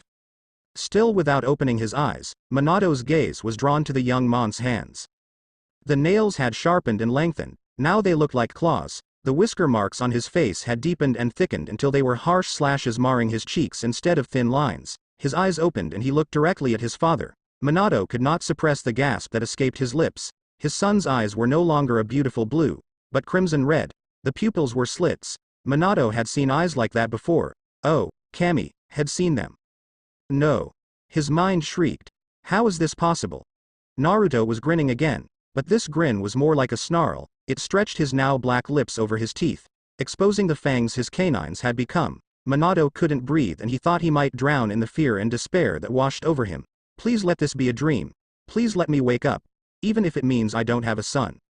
That thought stopped him cold and the fear receded somewhat under his disgust with himself. Did I really just think that? I don't mean that, do I? His reverie was interrupted by a burning in his side. He glanced down and his eyes widened. Blood was flowing freely from the cut Naruto had given him. Way too much blood for such a small wound. He pressed his hand against it, trying to staunch the flow. He glanced back up and saw his son pointing a clawed finger at him. Was he doing this? Naruto made a slight movement, like he was taking a step forward, and he disappeared. He reappeared a moment later right in front of Minato. The older ninja hadn't seen him coming. He involuntarily took a step back. At least he tried to, but he couldn't move. He wasn't just frozen with fear and shock this time. He was literally unable to move. The clawed hand was no longer pointing at him, but was held up with the palm facing him, fingers splayed. His son was controlling him somehow. With his other hand, Naruto reached forward and grabbed the wrist of the hand Minato had pressed to his side. His claws dug into Minato's skin. The Hokage would have flinched if he had been able to. Naruto brought his father's hand up to his mouth and began licking the blood off his fingers. Naruto was breathing hard and had a look akin to ecstasy on his face. He was moving slowly, seeming to savor every taste. Under the fear and shock, Minato had to admit he was somewhat fascinated, although a little disgusted too. What was this power? He was also starting to feel annoyed. He was tired of being shocked and confused. Naruto was almost finished licking the blood off his hand. The palm that was facing Minato had started to sag a little and Minato wondered if he could move now. He tested it out, starting small. He could move his eyes, could move his lips, could he speak? Naruto, he breathed, it was barely even a whisper of sound, but it was enough. His son rolled his eyes up in their sockets to look at him without moving his head, their gazes locked. For a moment, Minato berated himself. His son was dangerous, a predator, and he had just drawn his attention. Why had he done that? But then, Naruto's head jerked up and he stared at his father. The red in his eyes started to recede, it was fascinating to watch. His pupils compressed back into a round shape and the crimson color seemed to drain away into them, leaving crystal blue in its wake. The pressure on Minato's wrist disappeared as Naruto's claws shrank back into nails and the dark lines on his face returned to their normal size. The choking feeling in the clearing disappeared like it had never been. Minato found himself staring into the perfectly normal face of his son again, a face that was very quickly filling up with horror and shame.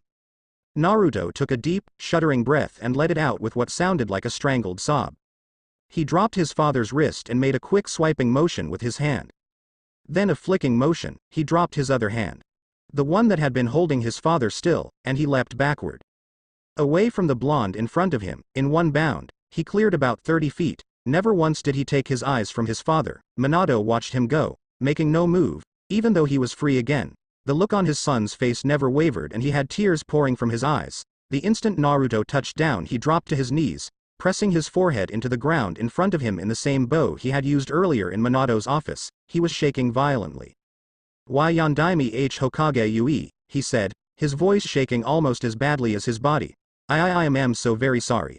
I can know my actions are unforgivable. But please, please. He didn't seem to be able to finish. His breaths were sobs and it took a few moments before he could speak again. I willingly submit to any punishment why you see fit. Minato simply looked at him. He had no idea what to do, so he just stood, watching this boy, his son, a dangerous creature, cowering on the ground. Jiraiya sighed from his perch in the tree. That could have gone better. He jumped down and made his way quickly to his first student. Minato didn't look at him or acknowledge his presence. He was just watching his son, huddled on the ground, falling apart. Minato, he started. Don't, the blonde man interrupted. His voice was devoid of any emotion, blank. Jiraiya shut up. The Yondaime had to deal with this on his own, and he obviously didn't want any input. Fine, he would just stand here and lend silent support to both his students. Naruto couldn't control the tremors racking his body or the sobs escaping from his throat, although he was trying, but what did it matter now? Nothing mattered now. He squeezed his eyes shut and dug his fingers into the grass, leaving gouges in the earth as he shook. He was biting his lip so hard it was bleeding in a desperate effort not to scream. He wished the earth would open up and swallow him.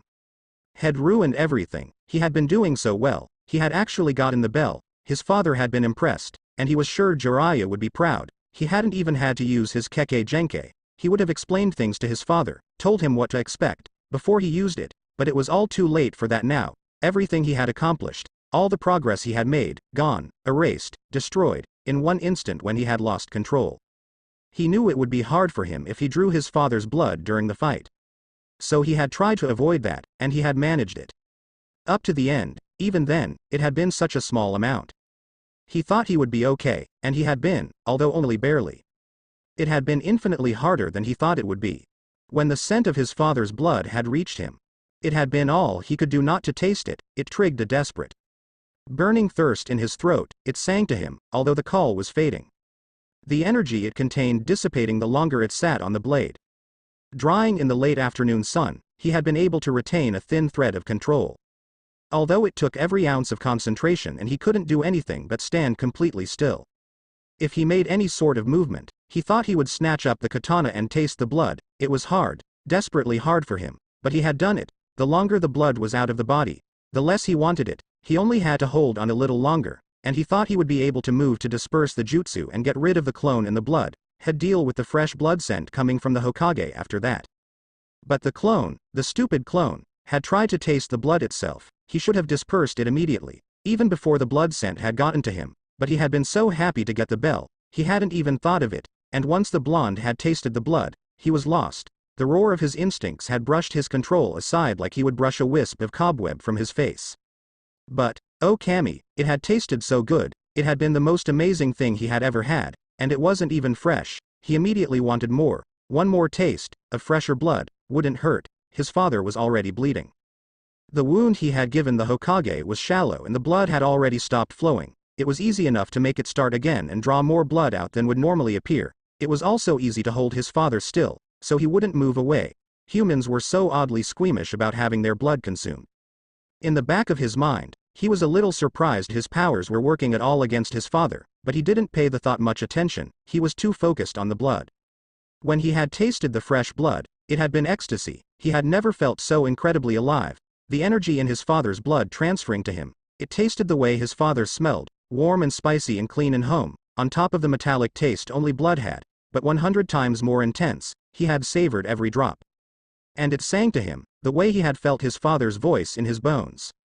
He felt the song of his father's blood in his veins, his own blood had answered the song, trying to match his own energy to his father's, like making a harmony to match his father's melody. His heart had skipped a few beats to match the rhythm of his father's heart. It wasn't perfect, because the blood wasn't directly from the vein, but it was close, and Naruto had yearned to complete the ritual, to finish the bonding, to cement the connection.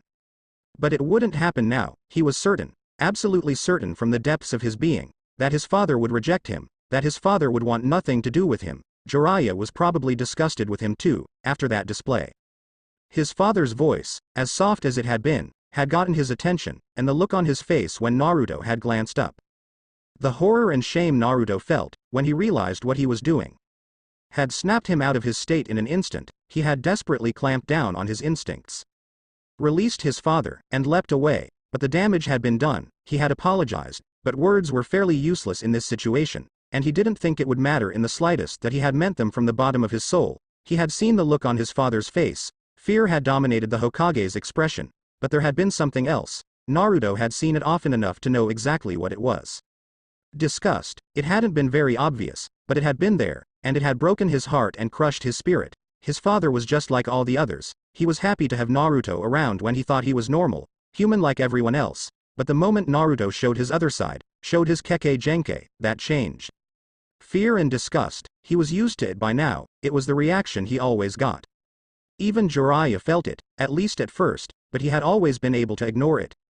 To get over the pain of rejection by others, because he had clung to the belief that his father would be different, that, as long as he worked hard enough, as long as he showed his father he was valuable, as long as he was careful about introducing his father to his powers, his father would accept him, even the other part of him, his purpose in life would be fulfilled and he would finally be home. Some days, that had been the only thought that had kept him going.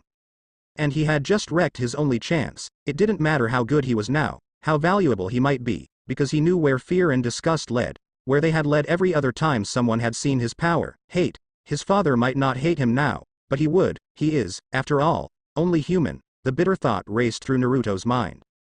And that would be the end of it. The Hokage would never allow Naruto to stay in the village, to stay with him, let alone be a ninja. Now, he had no purpose and no home, no place he belonged. It was his worst nightmare come true. Despair crashed over him in waves and he thought he might drown in it. He had not the slightest hope. Minato stared at the teen crouched on the ground for what felt like a long time, his face blank. He didn't know what the hell was going on, not at all, but damn it, he was going to find out. I am really tired of being confused, he said. He spoke quietly, only talking to Jiraiya. His eyes narrowed. So you are going to tell me everything you know, because I know you know what's going on. Jiraiya sighed. I know some of it. Where should I start? How about with whatever the hell that was? We call it his Kekkei Genkai, but that's not really what it is. Minato snorted. No kidding, I've never seen anything like that before.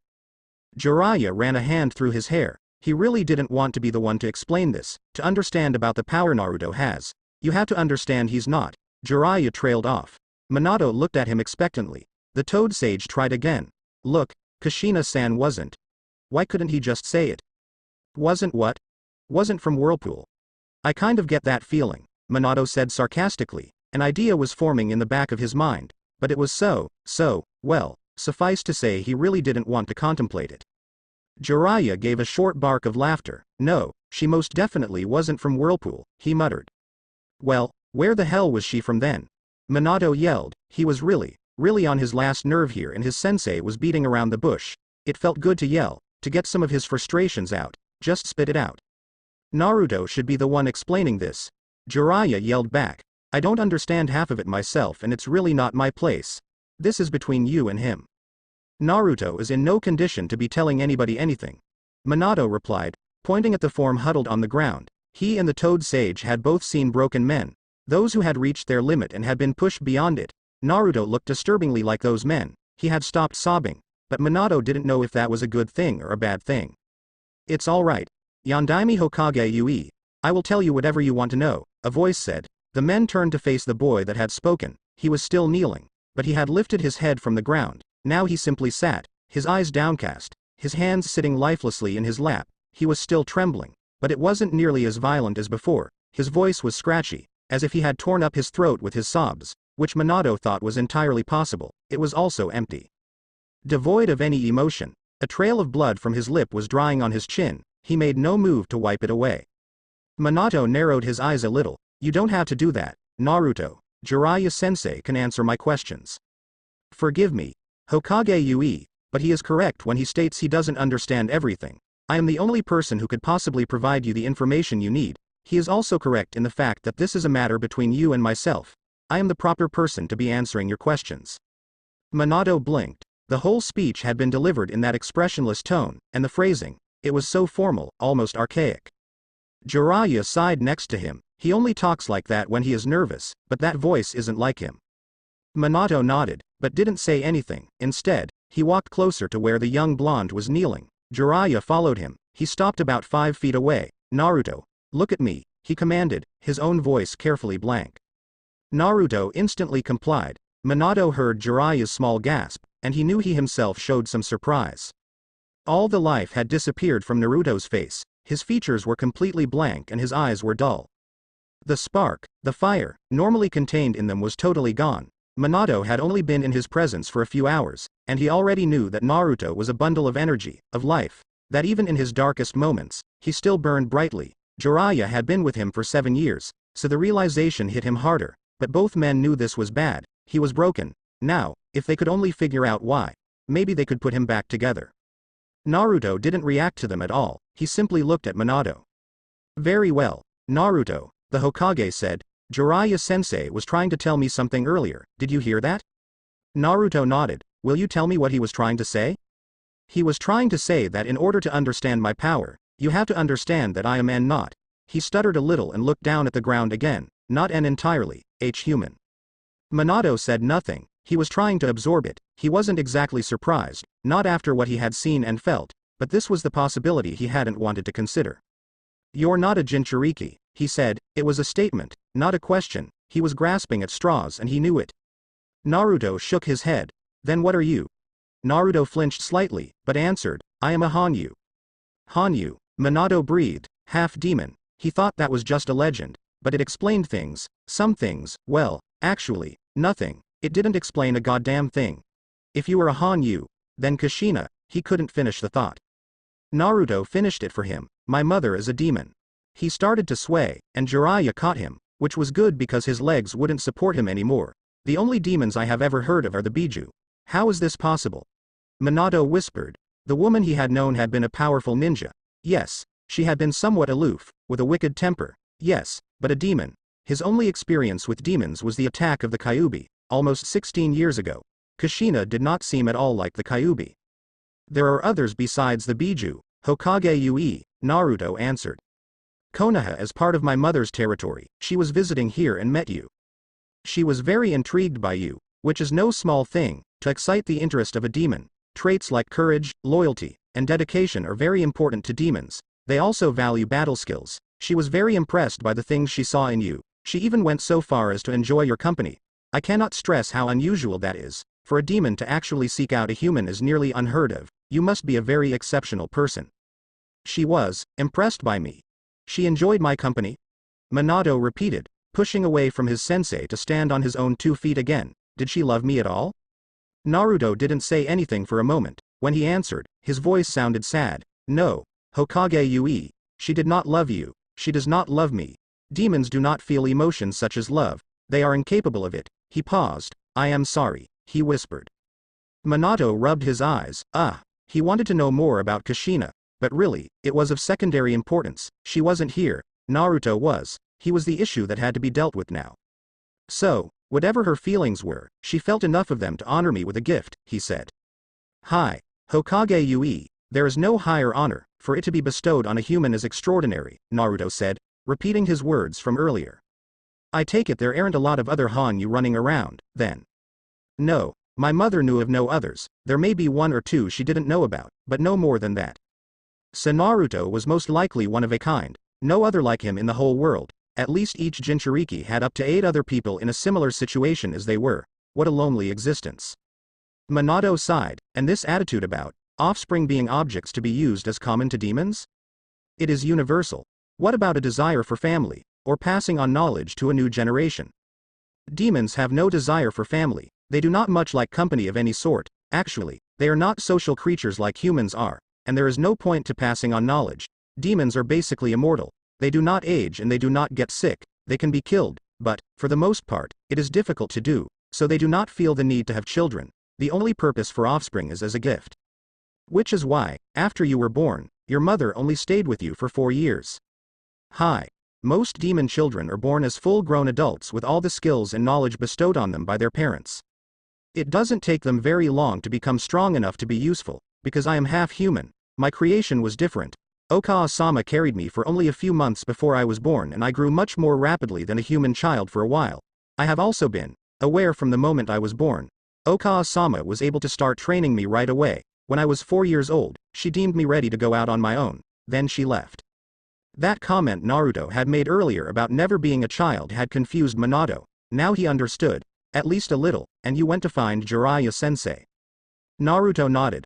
Okawa-sama couldn't help me with any of the human traits I had, like your affinities for wind and water, or my emotions. Your emotions? It's not just love that demons can't feel, they are devoid of many emotions. So Okawa-sama really had no idea how to deal with mine, she couldn't even name most of them. Minato was getting a headache, a really bad one. This was all too much for him, he rubbed his eyes again. Okay. Alright, so you found Jiraiya-sensei and trained with him. What about what you did a little while ago? That was definitely not something you got from me. Naruto shook his head. No, that was entirely my demon half. Demons have affinities like humans do, they just have more elements they can possibly be aligned with. My mother's primary affinity, and, therefore, mine as well, is blood. Minato stared. Blood? The teen nodded. I have a connection to it, it calls to me, it gives me energy. I can do simple things like control it, and more complicated things, like absorb a person's memories with it. Minato blinked. Control blood and absorb memories? Among other things, so it was you making my cut bleed. Hi. Hokage Yui, he sounded sad again. Jiraiya cut in, he also stopped the bleeding. Huh. Minato looked down. The cut was, indeed, no longer bleeding and had actually formed a scab. It looked like he had gotten it a day ago instead of less than an hour. Not only that, there was no dried blood on his skin or in his clothes like there should have been. Naruto had somehow gotten rid of it. That must have been what he was doing when he made those motions with his hand before he leapt away. Oh, did you stop me from moving too? Naruto nodded. I don't know why my powers worked against you, though. Why wouldn't they? Demons don't really trust each other.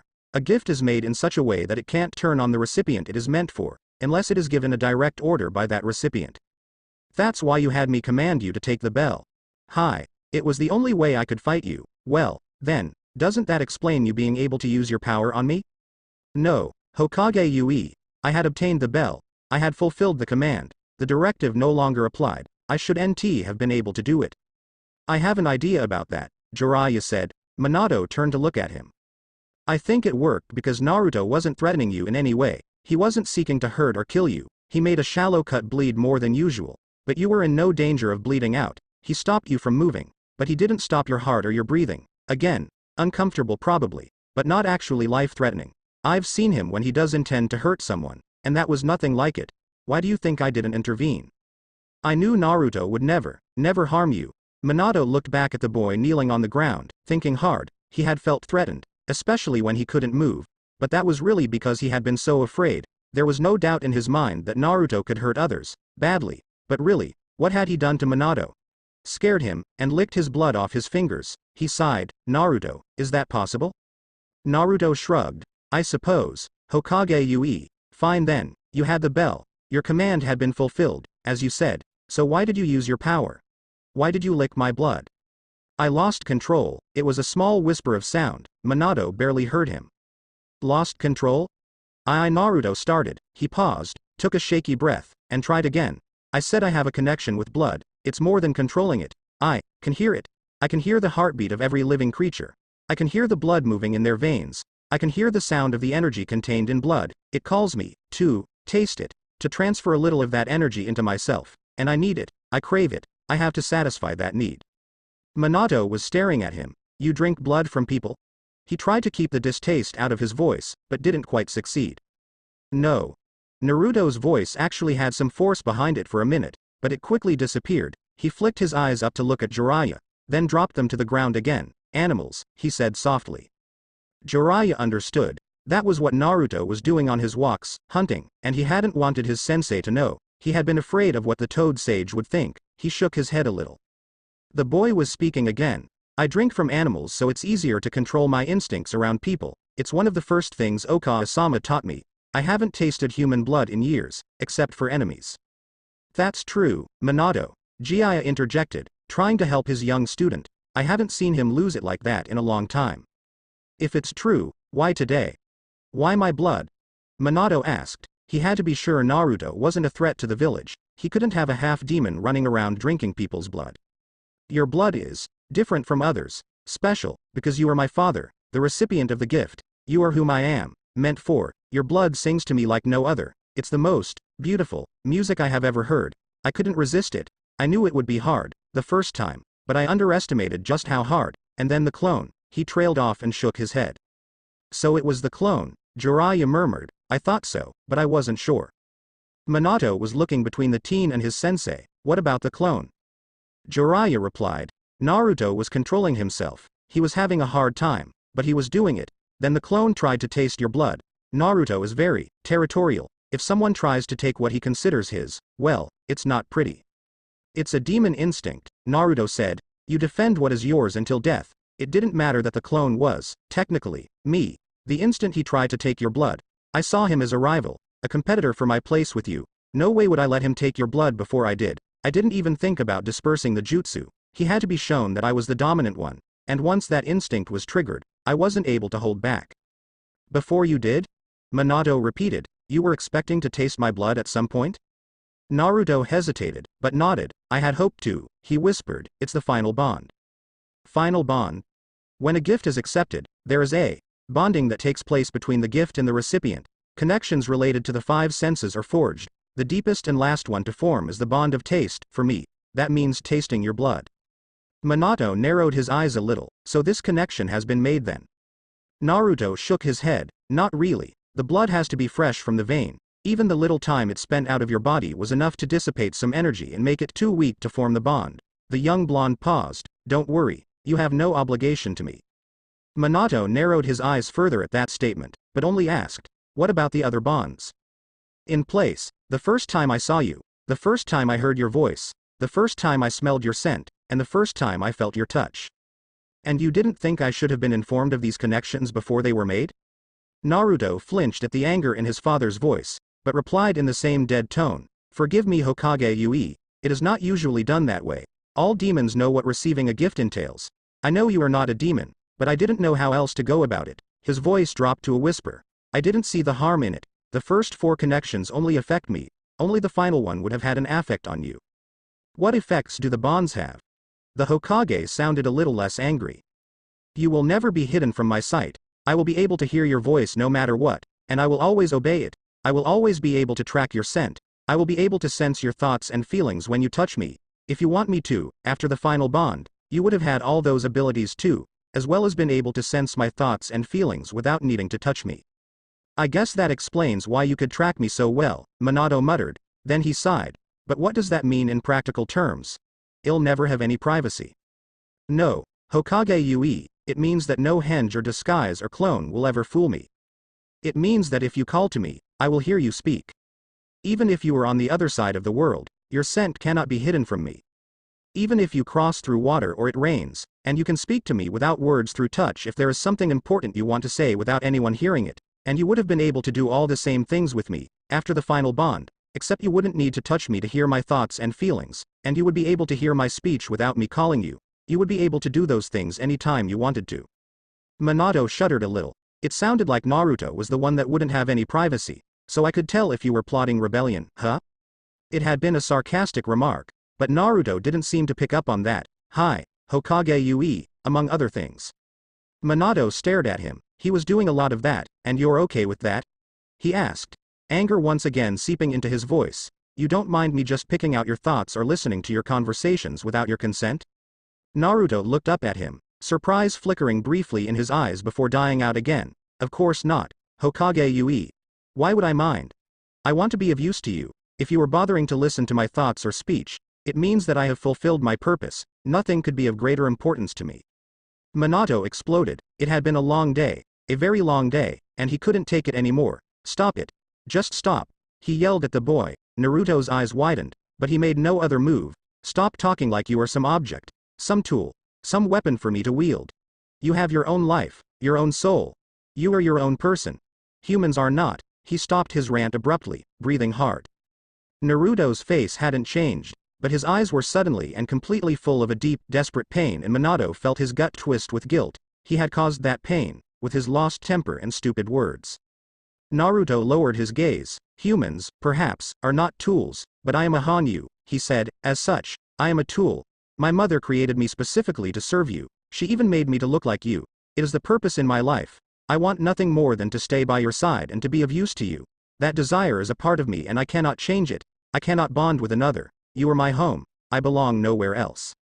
Minato watched the boy in front of him for a long moment. What if I don't want a tool for a son? He asked quietly. Naruto seemed to shrink in on himself, then refuse the gift. He whispered, I don't know how to be anything else, but what I am. Minato said nothing. He stood there a moment longer, then turned to Jiraiya and plucked his coat off the mon's shoulder, where it had been the whole time. He put it on, turned on his heel, and began walking out of the clearing. Jiraiya watched him go, but Naruto never lifted his eyes from the ground. When Minato reached the trees, he paused. I have to think about this, he said without turning his head. Stay here. I'll find you when I have made my decision, and he leapt into the trees. Jiraiya watched his young student. He hadn't moved for the last hour, not since Minato had gone. The sun was sinking behind the trees, throwing long shadows across the clearing. The air was turning cool. The white-haired ninja walked towards the kneeling teen. The young man didn't look up from the ground, didn't turn. Naruto, Jiraiya said. No response. He sighed and squeezed the blonde's shoulder. It'll be all right, Naruto. Nothing. He left. He didn't think Naruto would notice. Minato was sitting on top of the Hokage monument, on top of the third's head, to be exact. He often came here to think. He liked the feeling of closeness to his predecessor it gave him. It was also a secluded place and had a wonderful view of the village. Sometimes he needed to be reminded why he did what he did. He dropped his head in his hands tonight. Even that wasn't enough. He had stared out over the village until the sun had dipped below the horizon and the stars came out. The peace he usually felt in this place, the clarity that usually came to him, was missing. He had taken some pills for his headache, and that had dulled the pain but not gotten rid of it completely. The woman he loved had been a demon. That was fact number one he couldn't quite grasp. She had born or created, or whatever in hell you called it, a son, his son. Fact number two, who was a 15-year-old half-demon whose only purpose in life was to serve him, who saw himself as some sort of gift. Fact number three. And now Minato had a choice to make, accept the gift or not. The very thought of letting Naruto bind himself to Minato, giving Minato a ridiculous amount of control over him, made the Hokage feel sick. He never wanted such power over another living being, half-demon or not, so he was leaning towards not accepting. Really? A small, traitorous voice in the back of his head said, I am not the tiniest bit excited to have such a gift literally laid at my feet. My ego wasn't stoked by the fact that a demon was so impressed with me. She gave me a son? He said I must be exceptional. He wouldn't throw Naruto out, though, of course not. He could stay in the village. He could even be a ninja. Then Minato could try to break him of this ridiculous notion that he only existed to serve. He doesn't think it's ridiculous. He wants to serve me. Why not give him what he wants? Don't all the other ninja in the village serve me too? On the other hand, he had the council and the people of the village to worry about. Konoha tended to be an open-minded place. It's why so many ninja clans with special abilities ended up here. They didn't face the same sort of fear and persecution they got in other parts of the world, Mist being a classic example. But there was a limit. Minato had no illusions on that score. If Naruto's heritage were ever discovered, there would be hell to pay, and he didn't think it would stay a secret forever. They could pass his power off as a Kekkei Genkai for only so long. What if he lost control again? Minato wasn't worried for himself, although his enemies would certainly make good use of the fact that he had slept with a demon if they ever found out about it. He was worried for Naruto. The council would most likely demand he be executed, or be banished at the very least, and while Minato could do, or not do, whatever he damn well pleased, a village divided was a village ripe for coups and civil war. He would never allow that to happen to the people he swore to protect. He might have to choose between his village and Naruto, and he knew what his decision would have to be. He's a powerful ninja, even at 15. Imagine what hell be like in 10 years. Imagine what I could do with him. My enemies would never dare touch me, or my village. He could help me protect everyone. So maybe it was better if he didn't let Naruto stay. Jiraiya would need someone to take over the spy network eventually. After all, he could show Naruto the ropes, then Naruto would still be a part of Konoha, but he wouldn't be in the village very much. I want to keep him near me. I've always wanted a son, even if he scares me. The secret of his heritage would stay safe that way. Was that the best way to protect him? I am lonely. I'd be thrilled to have someone so totally devoted to me, who would never leave me. Minato groaned. He wasn't getting anywhere. He lifted his head and unzipped one of his vest pockets. He took out the object he had placed there earlier in the day, a Hitte on a piece of long, black cloth. He ran his fingers over the leaf symbol etched in the metal. Had Hisa get it made while he was in that meeting. He had planned on presenting it to Naruto after his test. Now he didn't know what to do with it. He sighed. I don't know what to do, he said aloud. Yes, you do, a voice replied. The Yondaime turned. Jiraiya was standing, watching him. He turned back to gaze out over the village again.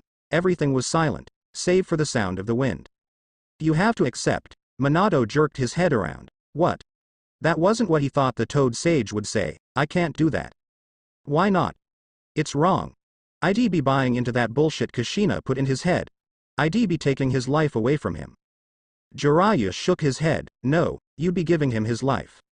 Minato blinked at his teacher. You saw him, before you left. I went back a little while ago. He hasn't moved. He didn't look at me.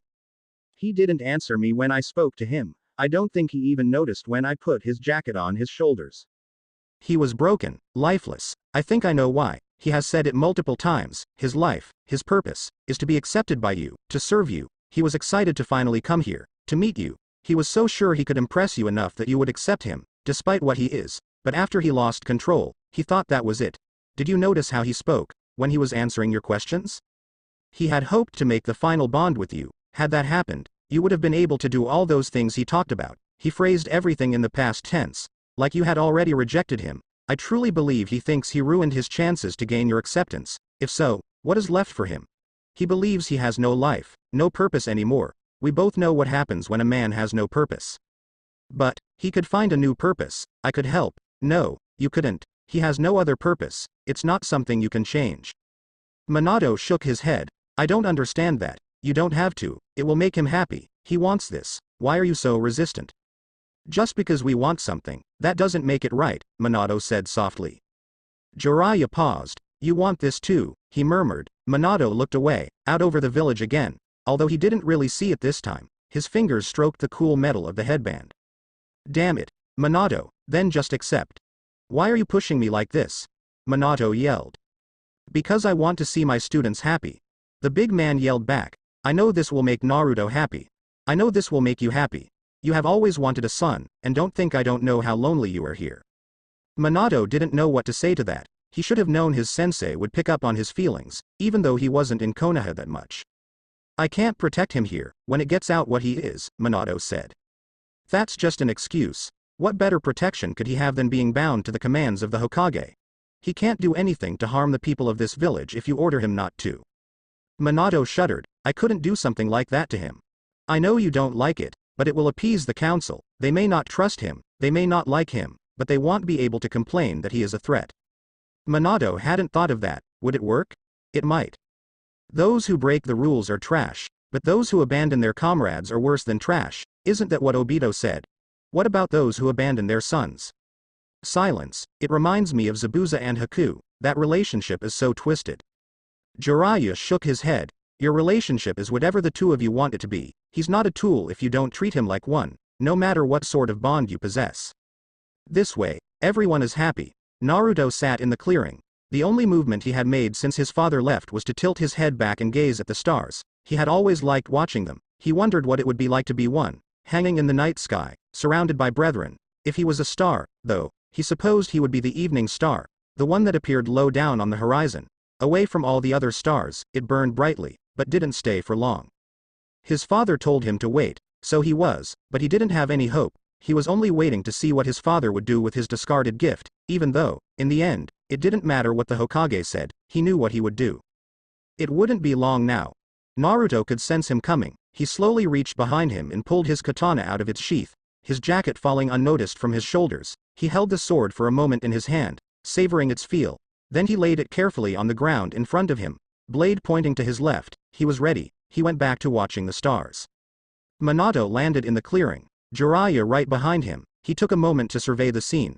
Naruto was still kneeling in the exact same spot he had been when Minato had left. His katana was lying on the ground in front of him. He was staring at it. What the hell? Minato hissed lowly. Jiraiya just sighed. Again. Naruto looked like a condemned man prepared for seppuku. God damn it.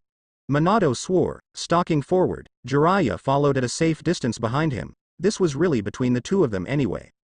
Minato was angry, very angry, mostly at himself for waiting so long, for putting his son through this, for not doing the right thing in the first place, but also at Kushina, and Jiraiya, and a little bit at the boy in front of him. It may have been silly, or unfair, but he had enough anger to go around, and he was a generous man by nature. He came right up to the teen, who was still looking at the ground. Naruto, look at me, he snapped. When the younger blonde had complied, he continued, what the hell is this? Naruto blinked. I don't understand. Hokage Yui. The formal title, delivered in such a dead tone, set Minato's teeth on edge. In one fluid movement he slid his foot under the sword, flicked the hilt end up and snatched it out of the air. What the hell are you doing sitting here? Looking like you're about to stick your katana through your gut? Naruto blinked again, but answered, being prepared, Hokage Yui. Prepared for what? Minato growled, prepared for your decision. And you are so sure you know what it will be? Naruto looked down again. What else could it be? He whispered, I saw your face. Minato narrowed his eyes. What about my face? You were afraid of me. I disgusted you. Those feelings lead to hate. They always do. And you don't just hate my demon half. You hate the fact that I want to serve you. I don't understand why it's so bad, but it is, and I can't change it. I can't change what I am, not even for you. So, there is nothing for me to do and no way I can make you want me. Naruto's voice was a whisper by the end of his speech. Minato's anger drained away and was replaced by profound sadness and pity. Fear and disgust always lead to hate, huh? I take it you have experienced this firsthand, he said softly. What had happened in the 4 years his son was on his own? Naruto merely nodded. Well, I ask that you not lump me in with the rest of those fools, Minato said. Naruto's head snapped up. I do not hate you. I will never hate you. You are my son. Naruto's eyes were huge. Minato thought they might pop out of his head. He jabbed the sword in the ground and dropped to his knees in front of the teen. He pulled him into an embrace for the second time that day. I love you, he whispered, willing Naruto to feel the truth of his words through his touch. He didn't really know how to control the power, but he hoped it would work. Naruto was stiff as a board, not believing it, but suddenly he gasped and clutched at Minato's back. He buried his face in his father's shoulder once again and sobbed. Minato stroked his back, trying to exude comforting feelings. Let it out, Naruto, he murmured. That's right, I am here. When his son's sobs quieted, Minato leaned back a little, pushing Naruto gently away so he could see his face. Naruto wiped his eyes and his nose with one sleeve, sniffling a little, looking for all the world like an 8-year-old boy instead of a 15-year-old young man. He was smiling, but it didn't quite reach his eyes. Minato smiled inwardly. What he was about to say would change that. Naruto, he said gently, his hands on his son's shoulders, you are the most beautiful, most wonderful, most exquisite gift anyone has ever given me. Minato thought Naruto's eyes couldn't be wider, but he had been wrong. They now opened to an impossible size. His smile vanished and he stared at his father with undisguised shock, his mouth hanging slightly open. I am truly honored, Minato continued, and I humbly accept it. I would be proud to have you by my side. Naruto made a strangled noise in his throat. It sounded like woo woo ha. He took a choking breath and tried again. Waat. There, at least that was somewhat recognizable. You heard me, but, IITH thought T, you thought wrong. Silence. Naruto stared for a minute. Really? Why you accept me? Yes. More silence. Then, why Naruto exploded. He leapt up from his kneeling position and punched his fist in the air. He twirled in place and jumped towards Jiraiya, who was shaking with laughter. Aro Sennin, he called, I did it. I did it. I told you I'd do it. He landed in front of the Toad Sage with the biggest smile Jiraiya had ever seen on his face. His sensei enveloped him in a hug and he hugged right back. Minato, watching from the ground, suppressed a pang of jealousy. I knew you would, Jiraiya said, and didn't I tell you he'd accept you? Yes, the young blonde replied, still grinning, but then he blinked his eyes and his grin faltered. He swayed on his feet. Aro Sennin. He murmured, I feel, kinda. He collapsed into the big mon's chest. The white-haired ninja chuckled as he lowered Naruto to the ground. He laid his young student on his back and arranged his limbs in a comfortable position. Minato was by his side in an instant, his brow slightly furrowed. Too much emotion, the Toad Sage said. He's gone from the depths of despair to the pinnacle of happiness in a very short time, not to mention the fact that he sat in one damn position for something like 3 hours. Minato's expression cleared at his sensei's explanation and he smiled. Yes, I am surprised he could move at all. Adrenaline, I suppose. He's probably going to hurt like hell when he wakes up. Minato chuckled too. Probably. He moved towards Naruto's feet. Naruto became aware of amusement first. He was amused. Why? What was so funny? He thought he might open his eyes and find out. Before he could do that, however, he became aware of pain, mostly in his legs. They were sore all over, but he also felt a flare of pain like tiny needles jabbing into his skin that was traveling down his left calf. He twitched and became aware of the fact that his head was resting on something that didn't feel like the ground and someone was stroking his hair. His headband was missing. He's coming around. The baritone voice was smooth and cool, like water over stones in a river. The sound set his bones to humming a little before the sensation faded away. His father, his eyes flew open. The Hokage was looking down at him, his face upside down, his lips stretched in an amused smile. Naruto blinked a few times. His father was amused too. Although, now that he thought about it, Naruto wasn't particularly amused, not with the pain in his legs and the ache in his back. So then, why, it hit him. His father was amused. Naruto was feeling his father's emotions through his touch. The thought made him smile. Welcome back, Naruto, the Hokage said, still smiling. Naruto noticed the older blonde was sitting cross-legged on the ground and Naruto's head was resting in his lap on something soft, his jacket. Probably, his father was the one touching his hair. Naruto's smile widened. He wanted to run and shout and dance all at the same time. He had never been so happy in his entire life, ever. His father accepted him. His father wanted him. His father loved him. It was more than he had ever hoped for. He twitched again and Jiraiya's voice floated over to him. Oi! Keep still. I am trying to work here. Naruto glanced down. His father's coat was spread across him, although it was folded up so his legs weren't covered. His feet were bare and his pants and protective mesh leggings had been rolled up to his knees. The Toad Sage was methodically massaging his calves. That's what the needling pain was. Naruto winced at a particularly acute jab. Sorry, Aro Sennin, he said, his voice scratchy. Yeah, brat, the big man muttered. Naruto frowned. When are you going to stop calling me brat? He asked. When are you going to stop calling me Aro Sennin? The Hokage laughed at their banter, flooding Naruto with his amusement. My guess is, never. Naruto smiled. He couldn't help it, he was just too happy. The Toad Sage leaned back. I think that's good, he said. Try sitting up, Naruto.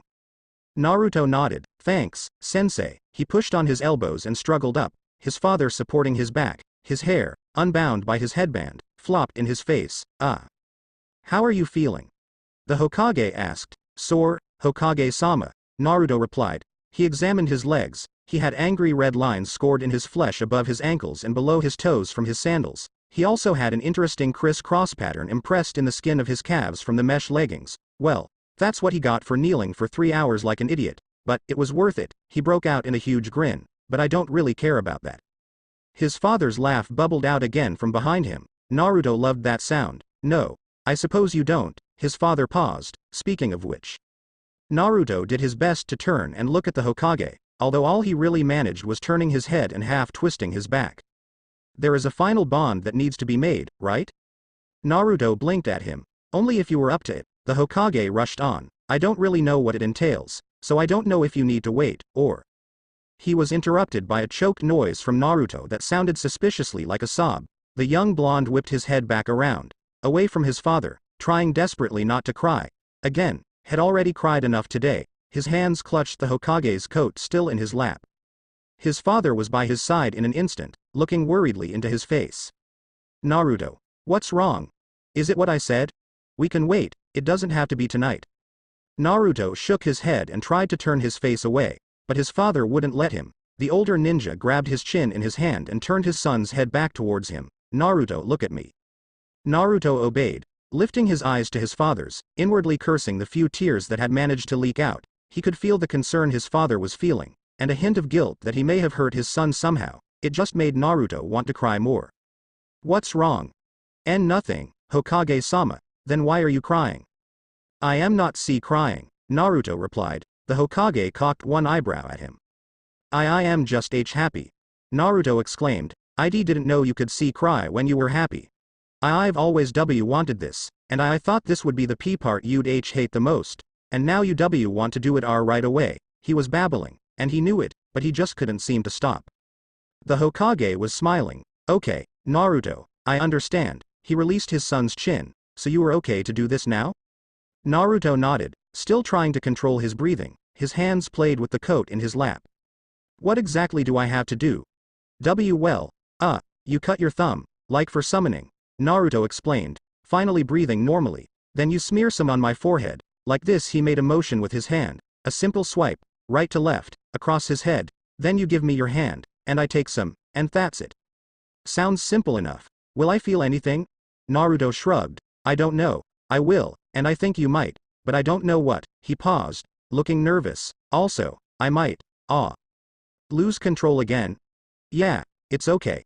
Naruto, I know what to expect this time.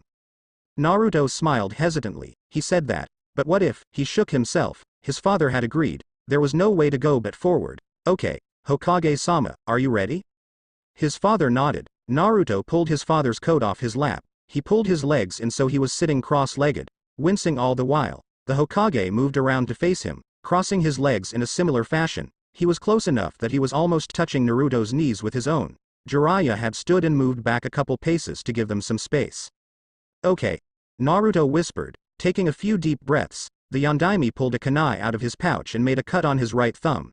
The scent of his blood flooded the air and Naruto caught his breath. The familiar scent was just as heady, but Naruto found it was a little bit easier to maintain his control. He leaned forward, keeping his gaze locked on his father's. The Hokage brushed Naruto's blonde locks out of the way with his left hand and swiped his thumb across Naruto's forehead.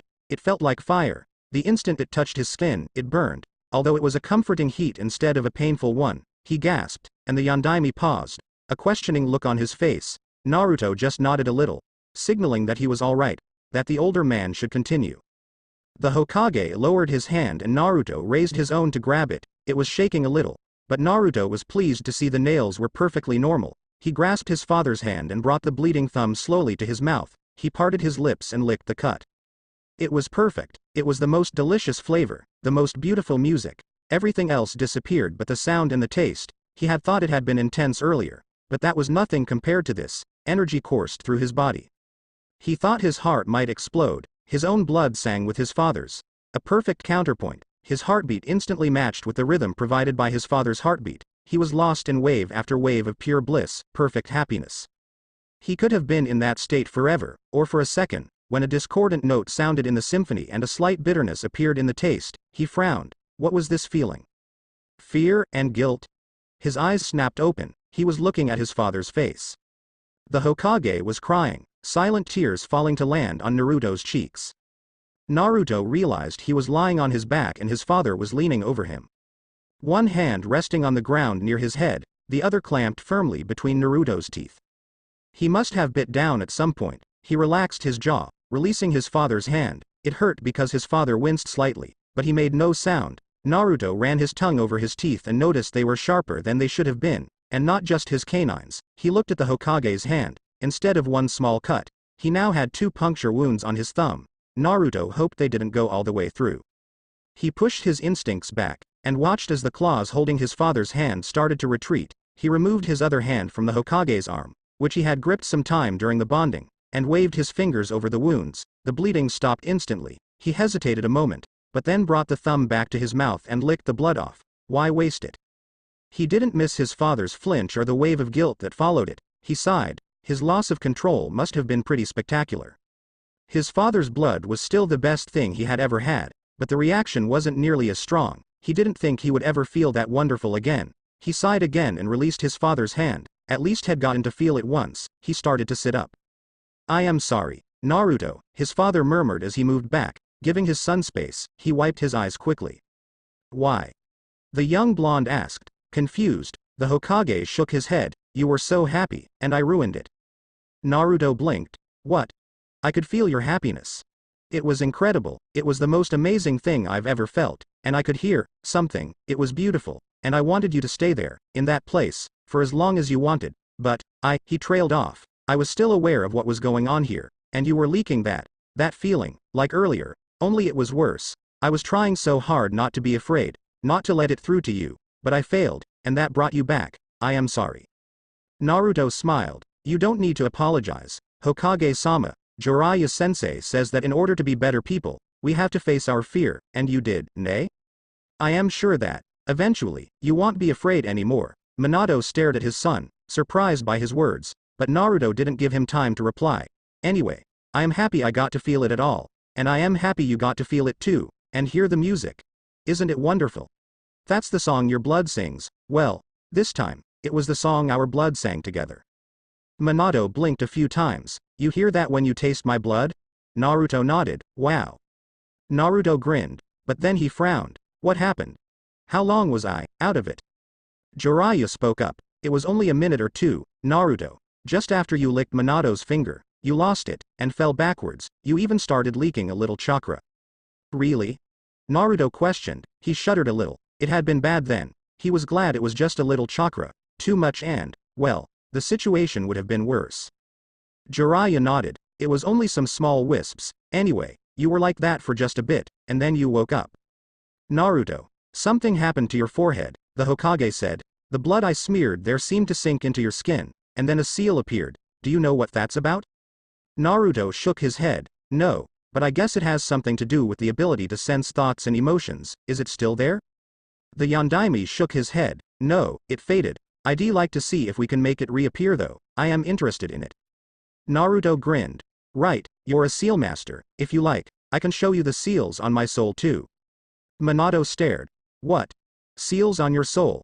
Naruto nodded. Yeah, Okaze-sama made them. Sure. Naruto, I'd like to see that sometime. The older blonde stuttered. His son just kept surprising him, but right now, I don't think I can handle it. I feel like I've been run over by a ninja platoon. Minato got wearily to his feet and pulled Naruto up after him. He rubbed his eyes. His headache was back with a vengeance. All right, Masuko. Naruto gasped and smiled brilliantly at the word, but didn't say anything. We are bonded completely, right? There are no other steps to accepting you? No, Hokage-sama, that was the final bond. All the steps are completed. Good. Naruto grinned and scratched the back of his head. Anyo, Hokage-sama. Do you know where my headband is? It's just my hair gets in my eyes without it, and it's kind of hard to run like that. The Yondaime chuckled. I have the same problem, he said, gesturing to his own unruly spikes, and I have your headband right here. He reached into one of his vest pockets and pulled out, not Naruto's plain black band, but a leaf Hite-ite. Naruto sucked in his breath. It was the symbol of a Konoha nin. His father was making him a ninja under his command. It was everything had ever wanted. Uzumaki Naruto, his father said, in a serious voice. Naruto straightened his shoulders and bowed, his own face totally serious. Hi. Yondaime Hokage-sama. I am accepting you into the ranks of Konoha nin, level Chunin. The Yondaime stepped forward and tied the headband around Naruto's forehead. Congratulations. Arigato, Hokage-sama, Naruto said, with another bow. When he straightened, he found himself being hugged by his father. I am so proud of you, Masuko, the older man murmured. Naruto merely squeezed his father back. His smile could outshine the sun. The Hokage released him and stepped back. He walked to where his coat was lying, picked it up, shook it out, and put it on. Now, it's been an extremely long day. I have a headache the size of Fire Country, and I desperately want to sleep. So, I suggest we head back. Don't forget your jacket, Naruto. Hi, Hokage-sama. Naruto called. He bent to pick his jacket up from the ground where it had fallen from his father's lap. Then he made his way to where his katana was stuck in the earth. He plucked it out and slid it smoothly into the sheath strapped to his back. He put his jacket on and zipped it up. It was black with an orange lining and a high, ribbed collar. An orange swirl that ended in a leaping flame on the back was its only decoration. He was just turning to where his father and the toad sage waited when something silver caught his eye. It was the bell. He grinned and swiped it up off the ground, then ran to join the two men. In the mountains to the west of the village, hidden in leaves, in the gardens of a relatively small but richly furnished traditional house, a dark-haired teen paused in his training. It was dark, but he wanted to finish this last set of katana forms before turning in for the night. He dropped his stance and pressed his free hand into his stomach. A deep rumble was emanating from there and it echoed in his head. What was that damn fox up to now? He didn't think it was an angry growl, not like the Kyuubi usually made, and that threatening, fear-inducing feeling he usually had when the fox acted up wasn't there either. Instead, it was more of an amused feeling. Amused? The fox was amused? Was he laughing? Is something wrong, Sasuke? A voice called from the direction of the house. The teen shook his head. No, nothing, Oni-san, he replied, getting back into his stance. It'll be done in a moment. A pause. Don't let your tea get cold. Naruto was awake, sitting cross-legged on the balcony of his room. When the Hokage knocked on the door, he grinned to himself. He knew it was the Hokage. He could sense it. Naruto had dressed in a fresh set of training clothes that morning, eaten a small meal made up of leftover rations from his pack, and carefully tied his Hite on his forehead. He had stared at himself in the mirror for a while after that, fingering the metal, hardly believing what he was seeing. Then he had carefully cleaned and oiled his katana and stored it in the seal on his left wrist. Now, he was waiting for his father before he went out for his morning training. He jumped to his feet and ran to open the door. He bowed to the older blonde and stepped back to let him in. Good morning, Hokage-sama. Is it? The Hokage muttered. He walked in and immediately sprawled out on the couch. Naruto, go get sensei, would you? Hi, Hokage-sama. The young blonde bowed and left the room. He knocked on the door next to his. No answer. He was pretty sure the toad sage wouldn't be awake yet. He knocked again, somewhat louder. Nothing. He tried the knob. It was locked. So Ero Sennin had taken to locking his doors. Huh? Naruto smirked and fished a small case from one of the pouches on his belt. In less than a minute, Naruto picked the lock. He opened the door and walked in. As he had suspected, the white-haired man was sprawled on his futon, sleeping soundly. Now, what would be the best way to wake him? Naruto grinned evilly. Yes, that would do. 1 minute later. Ruatu. The scream could be heard all around Konoha. You brat. Naruto flung himself through his open balcony door, rushed into the sitting room and screeched to a halt in front of the Yondaime. He arranged his features into a blank-looking mask, bowed, and said, Jiraiya-sensei will be here in a moment. Hokage-sama. He then sank down on a cushion on the floor near the couch. Minato just stared at him, his lips twitching. 2 heartbeats later, Jiraiya flung open the door. Uzumaki, he growled. Minato couldn't hold it in. He burst into laughter. The toad sage was soaked, his white hair plastered to his head, his pajama shirt stuck to his chest. He was glaring daggers at the young blonde, still seated serenely on the cushion. Hokage-sama requested your presence, Jiraiya-sensei. The blonde receiving the death look said in a perfectly neutral tone, and you were still asleep. You are dead, the big man hissed and made a move towards his young student, but the Hokage's voice stopped him. Hold on. Jiraiya-sensei, he said, voice still laced with laughter. As much as I would like to see you chase Naruto around, we have more important business. Go get dried off and come back here, please. The big man grumbled, shot one last glare at Naruto, and complied. The Hokage turned to his son, who had started grinning the second Jiraiya's back was turned. Is this a common occurrence? He asked. Naruto shrugged. Ero Sennin knows the consequences if he oversleeps, and he should know that locked doors aren't enough to keep me out. The Hokage shook his head slightly. I take that as a yes, he muttered, as amusing as it is. Next time, just shake his shoulder or something, okay? Hi, Hokage-sama, the young ninja replied cheerily, still grinning. Jiraiya returned a few minutes later, dressed and somehow not soaking wet anymore. He sat next to his first student on the couch and gave him an appraising look. You don't look so hot, Minato, he said. The Hokage groaned. I know, I barely slept and this damn headache will not go away. He sighed, but, I have things to do. He turned to his sensei. Sensei, I've cleared the morning to meet with you. Naruto, he turned to his son. Unfortunately, that means you are on your own. I have, however, arranged for someone to show you around the village. It's early, so he is probably still training. But afterwards he paused, his eyes taking in his son's attire and the way his eyes lit up at the word training. Were you going to train this morning? Naruto nodded. Well, Perhaps you could join him then, he smirked, but Naruto didn't really notice it.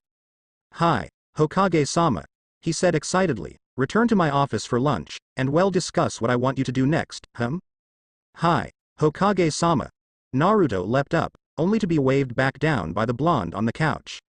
Wait a minute, he said, chuckling at the boy's enthusiasm. Before you go, I have a few things to say. He took a breath and his voice turned serious. The fact that Naruto is my son is officially an S-ranked secret of the Leaf. The events of yesterday and the truth about the rest of Naruto's heritage and Kekkei Genkai are officially sulfur monosulfide ranked secrets. I assume you know what that means, Naruto? His son nodded, his serious expression mirroring his father's. Jiraiya snorted. Kakashi will know he's your son, the Nara kid too. From what you've told me, actually, anyone with half a brain will take one look at him and see you are related. The Hokage shrugged. I know, that's why it's not sulfur monosulfide ranked 2. It's the piece of information we have the least ability to control. But if I dangle it in front of my enemies, in the guise of an S-ranked secret, they won't dig around any further, at least, not for a while. I hope, Jiraiya nodded, approving the strategy, and if I don't officially declare Naruto to be my son, that buys us some time. All they will have is rumor and speculation, and they won't try something against a Konoha nin without more proof than that. Naruto, he turned to his son once again, it's not that I don't want to claim you as my son, I do. I want to shout it from the rooftops, but it will make you a target for anyone wanting to get to me. I want to put that off as long as possible. Hi, Hokage-sama, the young blonde replied, I understand. The same with your powers, you are not to use them unless it's a life or death situation, or I give the okay, but I am not ashamed of them, are you in any way, and I don't think we can keep them a secret forever. You most likely will have to use them sometime, I just know that when the truth is discovered, he trailed off. I know, Hokage-sama, Naruto replied, quietly, he knew all too well what happened when even half the truth was discovered, his father didn't need to remind him. The Hokage placed a comforting hand on his son's shoulder. Naruto glanced at him gratefully, feeling his father's concern, but his expression changed to puzzlement when he saw the look on his father's face. Hokage-sama? He asked. The Yondaime had a blank expression on his face and his eyes were glazed and unfocused. Suddenly, his face twisted in pain and he hissed, then clutched at his head. Hokage-sama? Naruto cried, a little panicked. He reached his own hand out, but Jiraiya's voice stopped him. Naruto, wait, don't touch him. Why, sensei? I think your touch makes it worse. What? Jiraiya said nothing, but placed his own hand on his older student's shoulder. Minato, he said, calmly. Why yes, sensei? The Hokage replied shakily, lifting his head from his hands. His eyes tried to focus on the man next to him, but they were bleary. What just happened? I don't know, exactly, I've been getting these strange images in my head. But I don't recognize them, some of them are fairly complete. But others are just flashes or snatches. You were in some of them, Jiraiya, but I don't remember ever having been with you in some of the places I see in the images. Anyway, when I touched Naruto, the images sort of took over. They were all I could see, but they were coming so fast I couldn't really comprehend them, and I felt this intense sadness and loneliness, and pain. I thought my head might split open. He trailed off and looked at Naruto. Naruto was looking down. He understood now. Gomen, Hokage-sama, he said, sadly, it's my fault. Huh. The Hokage was a little slow this morning. It's not your fault, Naruto, Jiraiya said. He turned to the older blonde on the couch. It's the bond, Minato, he explained, remember. You can basically read Naruto's mind. You can pick up on his thoughts and feelings now. I think that is what those flashes are. You are seeing his memories and picking up his thoughts. Touch must enhance the connection. The Yondaime blinked a few times and then rubbed his eyes. Well, that would make sense, he muttered. That explains why I didn't recognize anything. He opened his eyes again to look at his son. Naruto, this is not your fault. If it's anyone's, it's mine because I obviously can't control this connection we have. But, Hokage-sama, but nothing, the older man said firmly. I will not have you feeling guilty over this. His son nodded, but didn't look convinced. Trying to shoulder blame that isn't yours isn't terribly constructive. You can help by telling us what you know about this connection and how I might control it. Hi, Hokage-sama, Naruto said, looking a little less sad. He was happiest when he had a task to complete. But, I don't know that much. I only know the way it's supposed to work. You can read my thoughts and emotions at any time. I can read yours if we are touching and you will me to do so. Which explains why you aren't having the same trouble as Minato, Jiraiya interjected. Yes, Jiraiya-sensei, Naruto said. I don't know about controlling it, though. I didn't need that knowledge, so Okawa-sama didn't give it to me. Maybe if you build a barrier around your mind. A barrier? How do I do that? Well, you go into your mindscape and just sort of picture a wall, you know? And then you work on making it bigger and stronger, Naruto shrugged. Minato sighed. His son's explanation left something to be desired. Well, ill-tried I guess. You could always consult the Yamanaka, Jiraiya said. They are the mind experts. Yes, well, the whole point of an SS-class secret is that hardly anyone knows about it, the Yondaime said dryly. I'd really rather not bring them into this. Jiraiya shrugged. You might not have a choice, besides, you don't have to tell them the real reason you want their help. Fine, I'll think about it. The Hokage sighed again. Enough chit-chat, Naruto. His son straightened, giving his undivided attention to his father. The person I assigned to show you around is named Rock Lee. He will be outside the west gates sometime in the next half an hour or so. If you want to train with him, don't forget. Return to my office for lunch. Dismissed. Hi, Hokage-sama. Naruto exclaimed and dashed out, pausing only to grab his sandals from their place by the door. He totally missed the look his sensei was giving his father. As soon as he was gone, Jiraiya burst out laughing. Lee? You got Lee to show him around? Minato grinned. Yeah.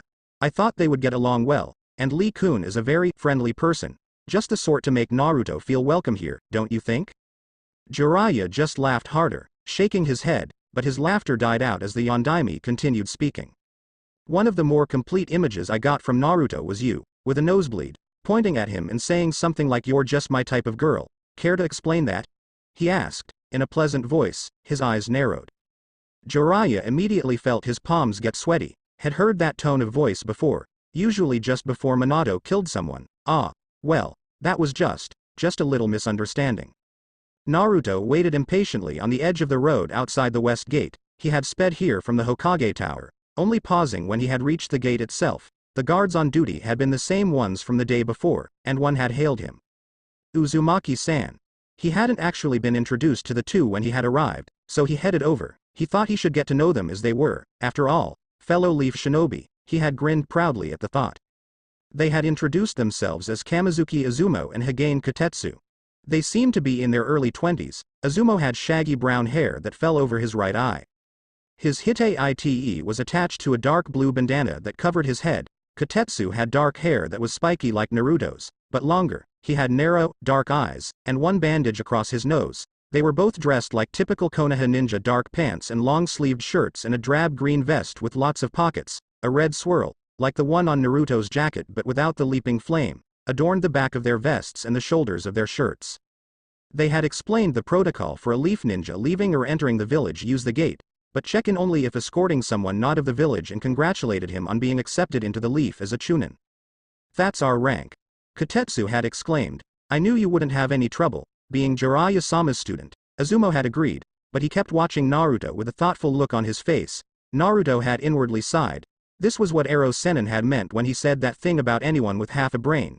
Either Kotetsu didn't have half a brain, or he was hiding it better.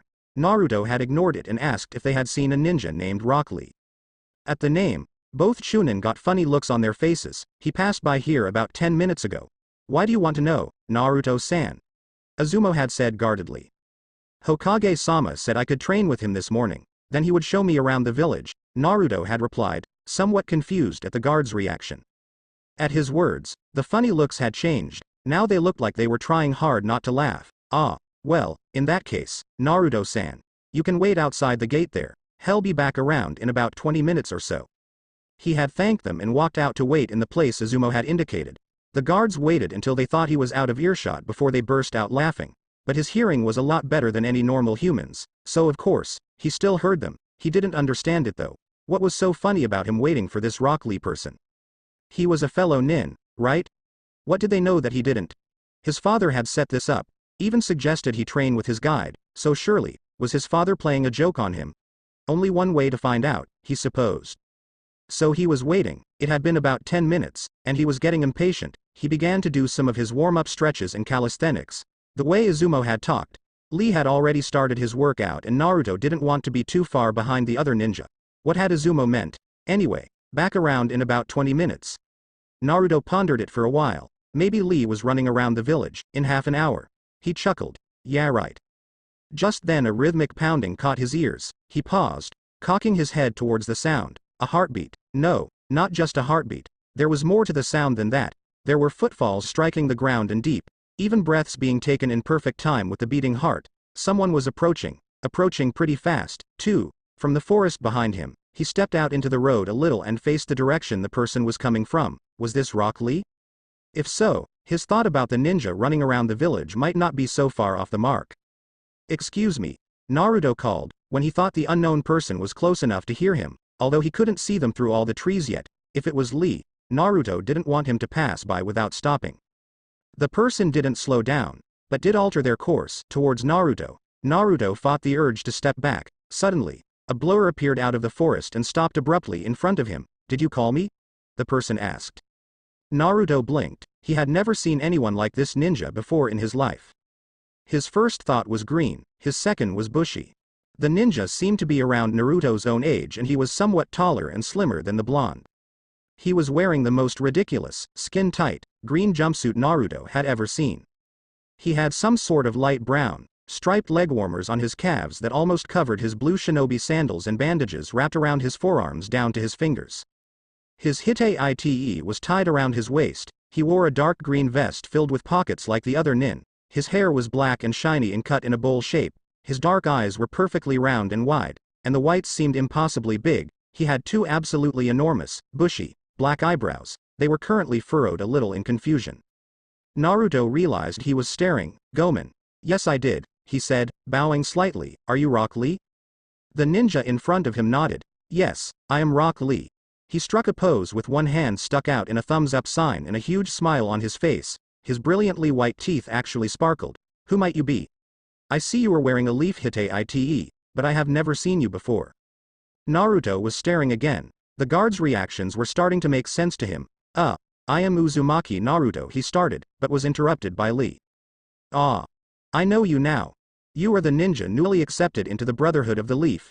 Lee exclaimed, an excited look on his face. Welcome to Konoha, Naruto-san. Thank you.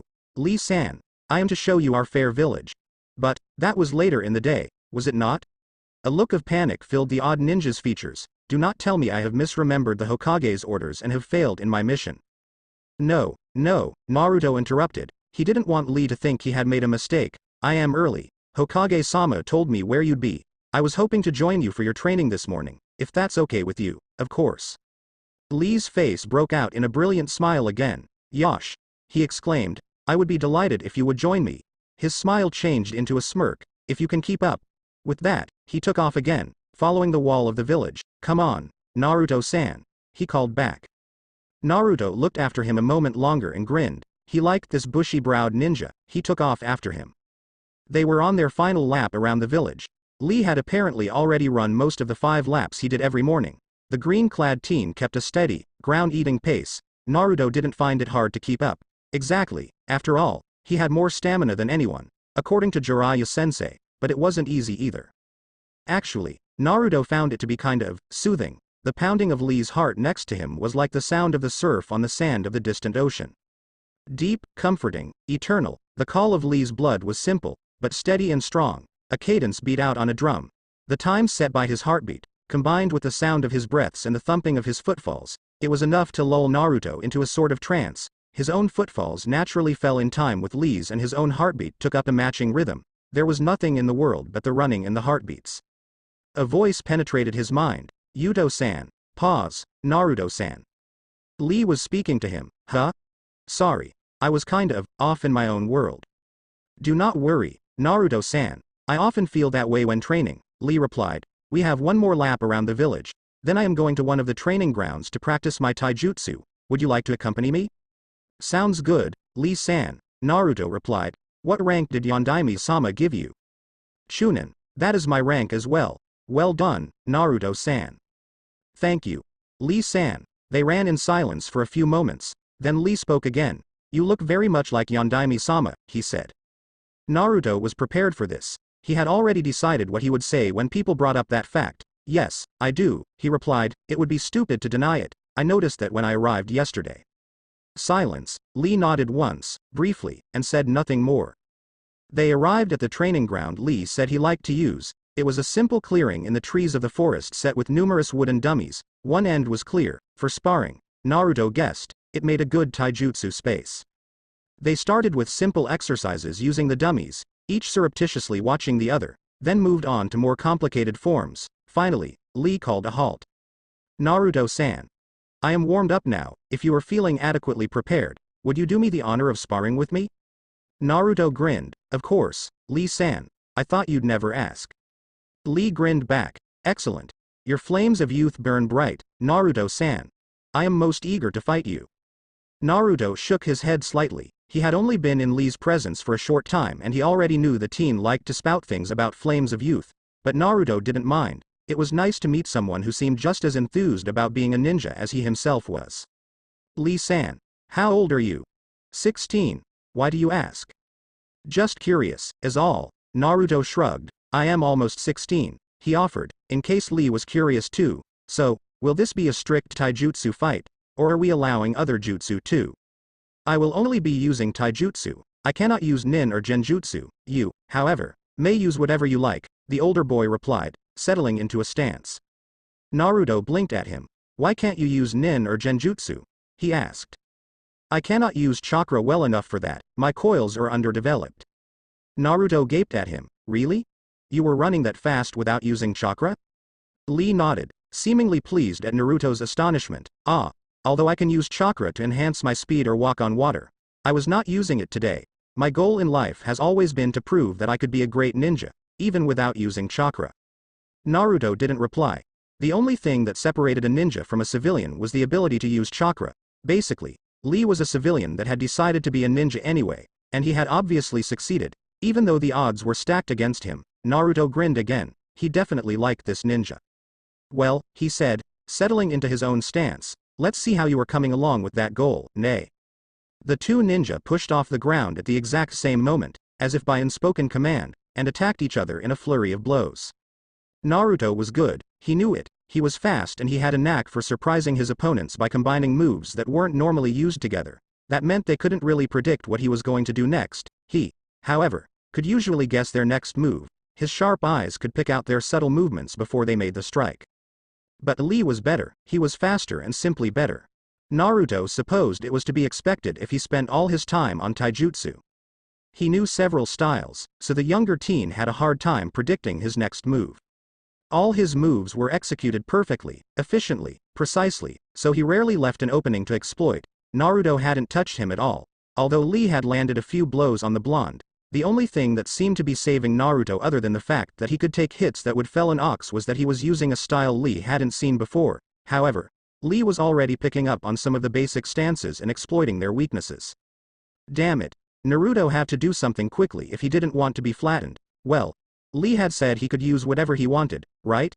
Time for some ninjutsu. Then, a small voice in the back of his head asked if that wouldn't be taking unfair advantage, but Naruto quickly quashed it. It was insulting to Lee to even think that. Besides, it's not as if enemies in the field would think twice about using ninjutsu against him. Naruto would help him prepare for that in any way he could. The blonde blocked a kick and used Lee's leg to push off from the ground. Springing backwards away from the now slightly off-balance ninja, he brought his hands up in a simple seal, Kage Bunshin no Jutsu. He cried and 3 clones popped into existence. He thought 3 might be enough to at least land some hits on his opponent. The instant their feet touched down, he and his clones raced forward again. They circled Lee and began the attack. Naruto growled in frustration. Another set of clones, gone. That damn Konoha whirlwind move of Lee's was desperately hard to beat. Attacking from the sides was out of the question. Had tried coming in from the top, to no avail. Really, the only direction he hadn't tried was. Arg. He was so stupid. Berating himself, he made another set of clones. Lee blocked the clones' attack from the sides simultaneously.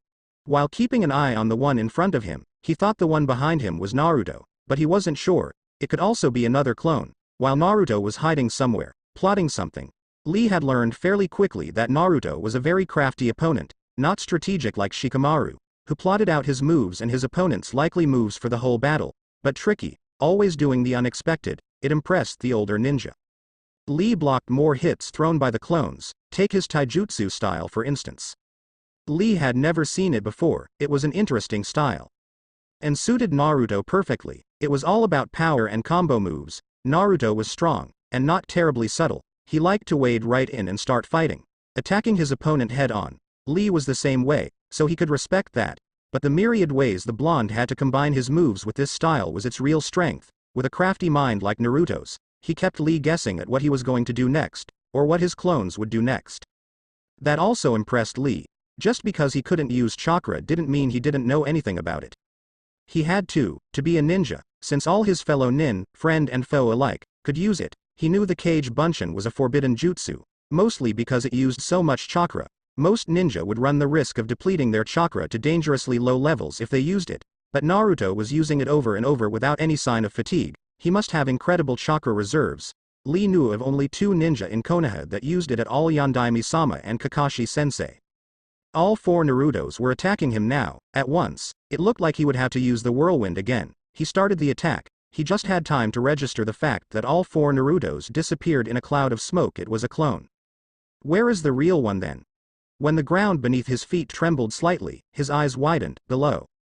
But he was still twirling. He couldn't get out of the whirlwind stance in time to block. He tried, but he didn't quite make it. The earth erupted and Naruto sprang out. One hand raised in a fist, he squarely planted it on Lee's jaw, sending the older teen up in the air. Naruto landed lightly on his feet, to the side of the hole he had made, while Lee flipped in midair and landed somewhat farther away. Both teens were panting a little. Naruto was grinning and Lee was rubbing his jaw. You pack quite a punch, Naruto-san. I have to. When I can only get one hit in, it has to be good. Lee laughed. Yosh.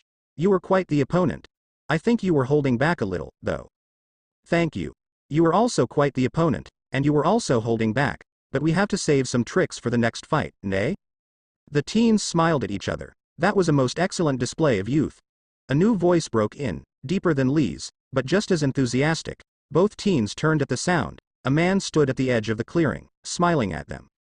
Guy-sensei. Lee cried. How long have you been there?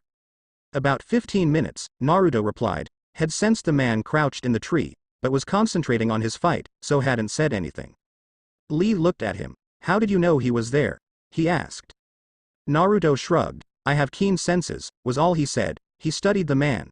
Now that he was in plain sight, he had thought there couldn't be another like Lee in the world. But he was wrong. Guy was dressed pretty much exactly like Lee. Or maybe it was the other way around. Except for the bandages, they even had the same haircut and the same crazy eyebrows. Guy's face was different. He had dark eyes too, but they weren't the same odd shape, and his nose was more prominent than Lee's. But really, they could be father and son. Naruto narrowed his eyes a little and looked from one to the other. His reverie was broken by Guy's booming voice. Lee-kun, introduce me to your sparring partner, he called. Hi. Guy-sensei. Lee sprang towards Naruto, grabbed him by the arm, and led him over to where the older ninja stood, smiling at them with the same blinding smile as Lee. Guy-sensei. This is Uzumaki Naruto. Uzumaki Naruto. This is Maida Guy, Green Beast of Konoha. Guy struck the same exact pose Lee had earlier, down to the sparkle of his teeth. Naruto bowed, trying to suppress his laughter. It's a pleasure to meet you, Guy-san, he said, proud. His voice was mostly steady. And you as well, young Naruto-kun. Tell me, are you the new ninja Lee-kun is showing the village to? Hi, Guy-san, but I wanted to train a little this morning, and Lee-san generously allowed me to come with him. Ah. Your fires of youth burn as brightly as Lee's. That is most gratifying to see in the next generation. How long have you been a ninja of the leaf? Not even a day, Guy-san. The green beast clutched his hands to his chest as tears began to stream down his face. Not even a fellow shinobi for a day, and already eager to test your skills against your peers. And my own student eager to oblige. I am moved. Lee. Guy-sensei. Naruto glanced at his sparring partner and almost fell over. Lee was mimicking Guy's pose and tears were streaming down his face too. Really? Are they serious? Lee. Guy-sensei. Lee. Guy-sensei. Naruto watched in morbid fascination. He wondered how long they would keep this up for. He hoped it wouldn't be too long. Luckily, it wasn't. Guy wiped his eyes, smiling, and looked at Naruto again. He turned serious. Naruto-kun. That was a most interesting style of taijutsu, he said. I have never seen it before. Really, Guy-sensei? Lee asked. But you know more taijutsu than anyone else in the village. Ah. So Guy was Konoha's taijutsu specialist. It made sense that he was Lee's teacher. Jiraiya had told Naruto about him. but never his name. He had said the man had forgotten more about taijutsu than Naruto could ever hope to know. He had also said the man was interesting. Naruto thought that was an understatement, not that Jiraiya had room to talk. Guy was laughing. I do know quite a bit, Lee-kun. But I don't know everything. I am always interested in learning new things. Remember that everyone you meet has the potential to teach you something. Hi, Guy-sensei. Guy turned back to Naruto. Where did you learn such a technique, Naruto-kun? Naruto answered honestly, but a little hesitantly, from my mother, he said. And where was she from? Naruto blinked. What had his father said? The former Whirlpool country. Guy looked thoughtful. I have never been in that part of the world, he mused. Tell me, do you know of any scrolls containing this taijutsu? No, Guy-san. Demons didn't make scrolls of their fighting techniques, ever. Would you be willing to make one? I'd help you of course. I'd have to ask the Hokage if that's alright, Naruto said. He wasn't sure if his father would want that or not, he may have already said too much. Of course, Naruto-kun. I eagerly await his decision. I have one last question for you. Who taught you Kage Bunshin? Oh, Jiraiya-sensei. The two green-clad ninja stared at him. Lee broke the silence. You were taught by one of the legendary Sannin? Hi. I've been with him for the past 7 years. He's the one that brought me to Konoha. It was the truth. It was just misleading, but it was better to make it sound like it had been Jiraiya's idea rather than his own. Guy was nodding, looking thoughtful. Naruto knew he was going to get sick of that look in the next couple days. No wonder your flame of youth burns bright. Lee exclaimed. Why did he teach it to you? 'Cause I am terrible at regular Bunshin. Naruto laughed at the memory of some of the first clones he had tried to make. They require very little chakra, relatively speaking, and it's hard for me to manipulate such small amounts. Plus, I have plenty of chakra, so it's not really dangerous for me to use. You are indeed a most worthy opponent, Lee said. I look forward to our next match. Thanks, Lee-san. Naruto laughed. Me too. Guy was smiling broadly at them. Speaking of that, he turned to Lee. Is it true that that last punch was the only blow Naruto-kun was able to land? Hi, Guy-sensei. Lee was looking intently at his teacher. Then you did very well, Lee-kun. However, sometimes all it takes is one blow to incapacitate or even kill an opponent, so I want you to think about how Naruto-kun managed to land that blow on you. Hi, Guy-sensei. Well then, I must go. Farewell, Lee-kun, Naruto-kun. And he was gone in a swirl of very green leaves. Naruto blinked a few times and looked over at Lee. He was frowning slightly, obviously thinking. Probably about what Guy had just told him to think about. Oi, Lee-san. Naruto called. Lee snapped out of his reverie. Huh? How about that tour now? I've got to be in the Hokage's office by lunchtime. Oh, right, Naruto-san. Naruto's stomach growled. Loudly, he sheepishly scratched the back of his head. Maybe we could get some food too? He asked. Lee laughed of course. Naruto-san. They stopped at a small food stand first. Naruto ordered a huge, but simple bowl of rice, chicken, and vegetables. He turned to Lee. What do you want? I am fine, Naruto-san. Oh, come on, you must want something to drink. Lee eventually gave in to Naruto's urging and ordered a chicken skewer and an iced fruit drink. He reasoned that protein and vitamins were good things to have after a workout. Naruto also insisted on paying for it. Call it a thank you for letting me train with you, he said, pulling out the oddest wallet Lee had ever seen. It was in the shape of a green frog.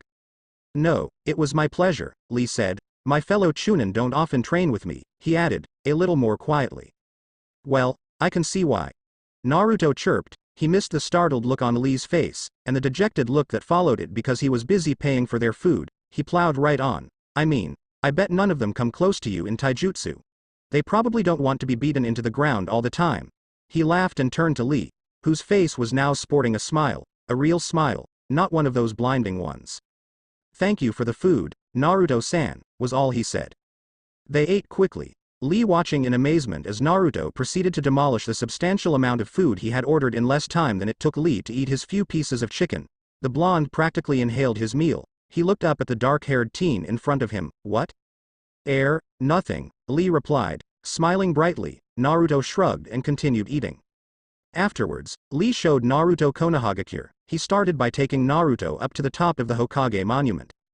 Naruto was entranced by the spot on top of the Yondaime's stone head. It had a perfect view of the village. Lee proceeded to point out all the important landmarks in the village. then told him about the tunnels and rooms inside the monument, which were used to house civilians if the village ever came under unexpected attack.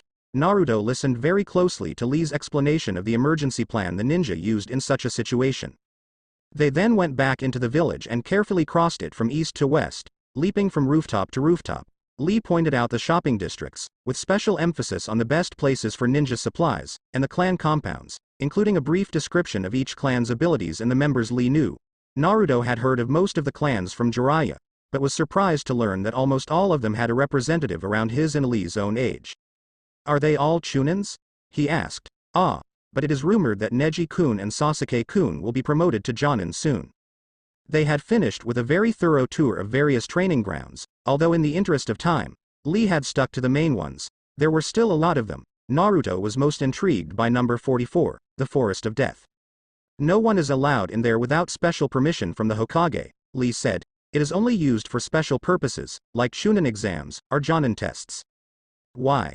It is dangerous, there are lots of strange animals, poisonous plants, and that sort of thing. Naruto grinned. It sounded perfect. Now, though, it was time to return. The two young ninja took off in the direction of the Hokage Tower. Minato rubbed his eyes. His headache hadn't gone away, though he had kept the flashes of Naruto's thoughts at bay most of the morning by concentrating on other things. When he kept his mind occupied, they didn't come as often, and had had plenty to keep his mind occupied during his meeting with Jiraiya.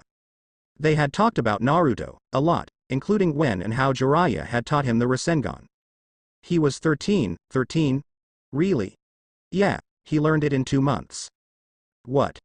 It had taken Minato 3 years to develop that jutsu, and, technically, it still wasn't complete. Granted, it was easier to learn something than to make it up from scratch, but still. Jiraiya had laughed at the Yondaimi's shock. You'll learn. When Naruto is determined to do something, he does it, no matter how impossible it may seem to be. Minato had been deeply impressed and very proud. They had also talked about the information Jiraiya had gathered concerning Orochimaru and the Akatsuki group he had briefly joined. None of it was good. Minato was worried. Now, Jiraiya had gone to run some errands, leaving the Yondaime to eat with Naruto alone. He was grateful for the chance, but with nothing to distract him while he waited for his son, and paperwork didn't count. His headache was getting worse. He took a few deep breaths and decided to try a little meditation. Maybe he could get to his mindscape and start building a wall. How exactly he would do that, he had no idea. He sat in a lotus position on his floor, took a couple more deep breaths, and began. He cleared his mind of all distractions. At least he tried. Usually, when he meditated, it helped to think of a blank void, an empty space he was floating in. Not this time. The second he pictured the blankness, he was assailed by images, thoughts, feelings. They were coming so fast, he couldn't recognize most of what he was seeing. The pain in his head increased. He groaned and snapped his eyes open. Well, that didn't work. He sighed. He didn't want to, but it seemed he'd have to send for the Yamanaka. He got off the floor, just as a knock sounded. Yes? He called. Hisa stuck her head in the door. Naruto-kun and Lee-kun are here, Yondaime-sama. Good. Send them in, and Hisa-san, send for Yamanaka Inoichi. I want to see him after lunch. Hi, Hokage-sama. She retreated and Minato leaned against his desk. The two young ninja entered a moment later and bowed to the Yondaime. He grinned. Both young men were smiling, so, it had gone well. Rock Lee, report, he ordered, crossing his arms over his chest. Hi, Hokage-sama. Do you wish to hear about our training this morning as well? By all means, Lee-kun. Hi, Hokage-sama. Minato resisted the urge to laugh as he listened to Lee's description of his training time with Naruto. It was full of the words fire and youth. Still, he was glad his son had impressed the green-clad ninja. He was glad his idea had been a good one. For both Naruto and Lee, not many shinobi could, or would, keep up with Guy's protege. Lee finished his report and Minato nodded. Very good, Lee-kun. Thank you. He turned and riffled through the various papers scattered on his desk. He pulled one out and stamped it, then handed it to the young ninja. Here is your completed mission receipt. Lee would have shown Naruto around as a favor to the Hokage, but, by making it an official mission, Minato could give the young ninja a little money for his time, even if it was just D-ranked. Lee bowed and accepted the receipt. Arigato, Hokage-sama. Lee-kun. Please return here in an hour. I have another task for you. Bring Guy-san. Dismissed.